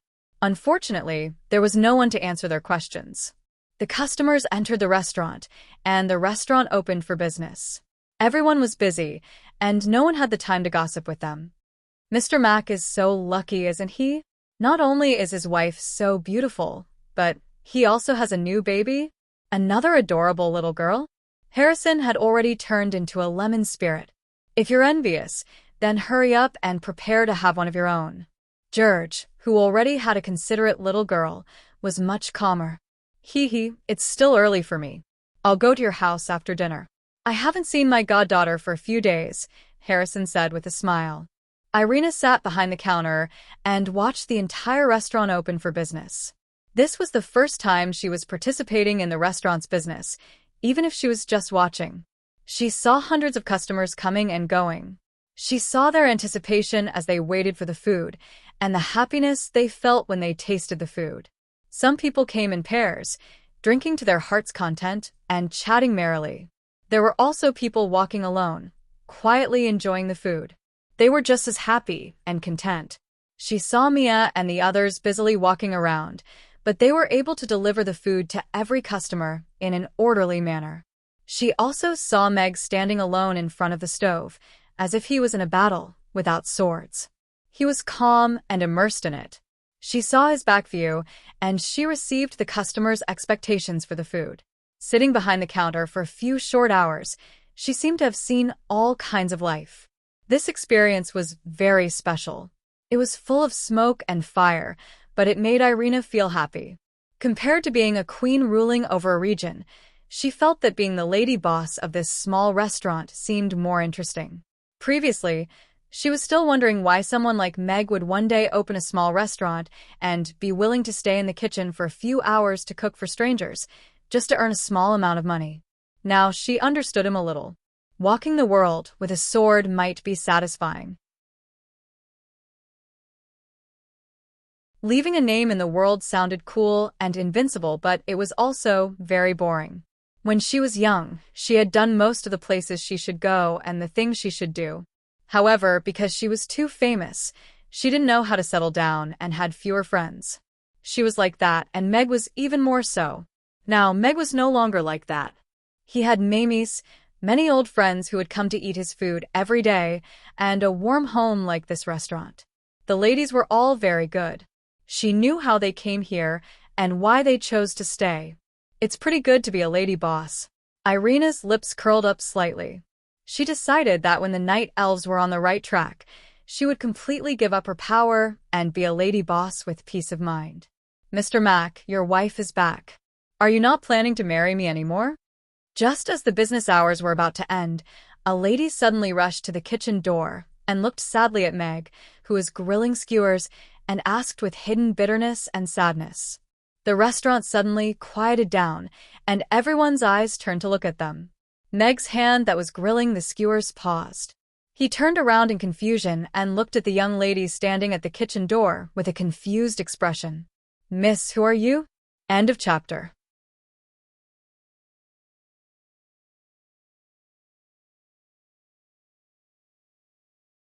Chapter 23:18. Standing at the entrance of the kitchen was a delicate and pretty young girl. She was wearing a long cotton dress with blue and purple patterns. She had a head of soft brown hair, neat bangs, and a bit of baby fat on her face. She was quite cute. However, Meg did not have a deep impression of her. She was probably a girl who liked to eat red braised meat. Her name was Cynthia, and she would come to the restaurant once a week. Other than that, he did not have any special memories of her. So, Meg was confused by her sudden question. Are you not going to marry me? May I ask, when did he ever promise her such a thing? Cynthia looked at Meg and felt the gazes on her. She suddenly came back to her senses, and her face flushed red. She covered her face and lowered her head slowly. Oh no, this is not a dream. I shouldn't have gone out to eat after staying up all night to rush the manuscript. I was in a daze and didn't even walk out of the plot. My old face. It's all lost. Cynthia lowered her head, and her body trembled slightly. She seemed to have fallen into a great sorrow. The customers looked at her weak and helpless back and sympathized with her. They looked at Meg with a bit of disdain. Scumbag. His wife is back, and he actually turned his back on her. What kind of bad intentions could this little girl have? How could she use her innocence to deceive people? The customers thought in their hearts, but they were not in a hurry to stand out. Irina also looked at Meg with interest. She did not know this girl, but she was sure that Meg would not do such a thing to such a pure little girl. However, the current situation was really interesting. She could not help but want to know how Meg was going to solve this problem. Meg looked at the girl who was alone in sorrow and used silence to deal with it. His face was suddenly filled with black lines. Why are you covering your face? Say something. I am a pure person. How can I be sullied by you like this? Miss, I don't think I know you, and I didn't say anything about marrying you. If there's anything, let's talk about it face to face. Meg said with a smile. Speak? How can you say that? Cynthia buried her head even deeper. Could it be that I stayed up late last night to write your H novel and was so immersed in it that I almost fell asleep while waiting in line today? When I heard that your wife was back, I rushed up to say this. Cynthia wanted to find a crack to hide in, but unfortunately, Mamie's floor was too smooth and there was no such thing as a crack. Facing Meg's burning gaze, as well as the surrounding gazes filled with concern, Cynthia felt immense pressure. After a long silence, Cynthia put down her hands that were covering her face and slowly raised her head. She looked at Meg with red eyes and said, I know, I will leave quietly. You don't have to worry about me. With that, Cynthia turned and walked towards the door. Yes, she knew she was wrong. Now, she just wanted to leave this place quietly. She wanted to find a place to dig a hole and hide in it. No one would care about her. That was the greatest kindness. In her 3 years of work, this was the most embarrassing moment of her life. This feeling was no different from someone she knew reading her novel to her face and dying on the spot. Meg. The restaurant guests. Hey, you're making things worse. Meg wanted to roar. This girl didn't seem to have said anything, but at the same time, she seemed to have said everything. A simple sentence successfully confirmed his reputation as the #1 jerk in the world. Meg didn't expect that one day, he would be tricked by a girl like this. She's so pitiful. She's like an innocent girl who's been cheated of her feelings. Although I don't think Mr. Mac is that kind of person, I don't think she's faking it. Look at how sad she is crying. Her eyes are red. Is this Mr. Mac's problem? I'm a little envious. The customers whispered softly with a hint of mockery in their eyes. They wanted to know if Mr. Mac would have to kneel on the washboard on the first day of his wife's return. Wait. Just then, Irina, who had been watching the show silently, suddenly called out to Cynthia, who had already walked to the entrance of the restaurant. Cynthia stopped in her tracks. She closed her eyes and bit her lower lip. Just a little bit more. Now, What should I do now? am I going to be torn apart by the main wife? What should I do now? According to the script, as the female lead, all I have to do is pretend to be a weak little white flower and face the main wife's vicious beatings. Then, I have to wait for the male lead to appear and save her. Cynthia's mind was in a mess. She kept one leg up and didn't turn around for a long time. She knew that she wasn't the female lead. Even if Mr. Mac was the male lead, they didn't know each other at all. How could he help her beat up his beautiful wife? Her actions should be a scheming green tea bitch in the novel. After the female lead returned, she would be a small supporting role used to show off. So I'm the clown. Cynthia felt like she was going to cry. She didn't know whether to advance or retreat. She didn't know what to do for a moment. Sister, since you're already here, why are you in such a hurry to leave? You've been waiting in line for a long time. Why don't you have your lunch first? Irina walked out from behind the counter and smiled at Cynthia. Cynthia felt an immense pressure. Although this elf lady looked beautiful and generous with a gentle smile, she gave off a terrifying aura like that of a demon. This should be the legendary female lead's aura, right? Cynthia had already cursed herself 1,000,000 times in her heart. Now that she was in front of her, even if she wanted to escape, she might not be able to succeed. I don't have much of an appetite, so I won't eat, Cynthia said weakly. She didn't dare to look Irina in the eye. If you can't find your appetite here, then you won't be able to eat when you leave this place, Irina said with a smile. The customers all nodded in agreement. After entering Mamie's, there was no such thing as not having an appetite. Cynthia couldn't help but want to give a thumbs up. She had stayed up all night and didn't eat in the morning. She had saved her stomach so that she could have a good meal at Mamie's. She wanted to eat her favorite red braised pork and 3 big bowls of rice. She was so hungry that her chest was sticking to her back. It wasn't easy for her to get in line, but when she entered the restaurant, her brain went haywire, and she actually dashed to the kitchen and said such embarrassing words. Her hunger didn't disappear, but the shame was too strong. At this moment, she couldn't care less about her hunger. End of chapter. You're tuning in to the Dreamy Chapters YouTube channel. We're so grateful for your support, and don't forget to subscribe to join us on this incredible journey through captivating stories. Your generosity through donations truly makes a world of difference, as it's the primary source of revenue that allows me to expand and enhance this channel for you. Thank you from the bottom of my heart for being a part of this adventure.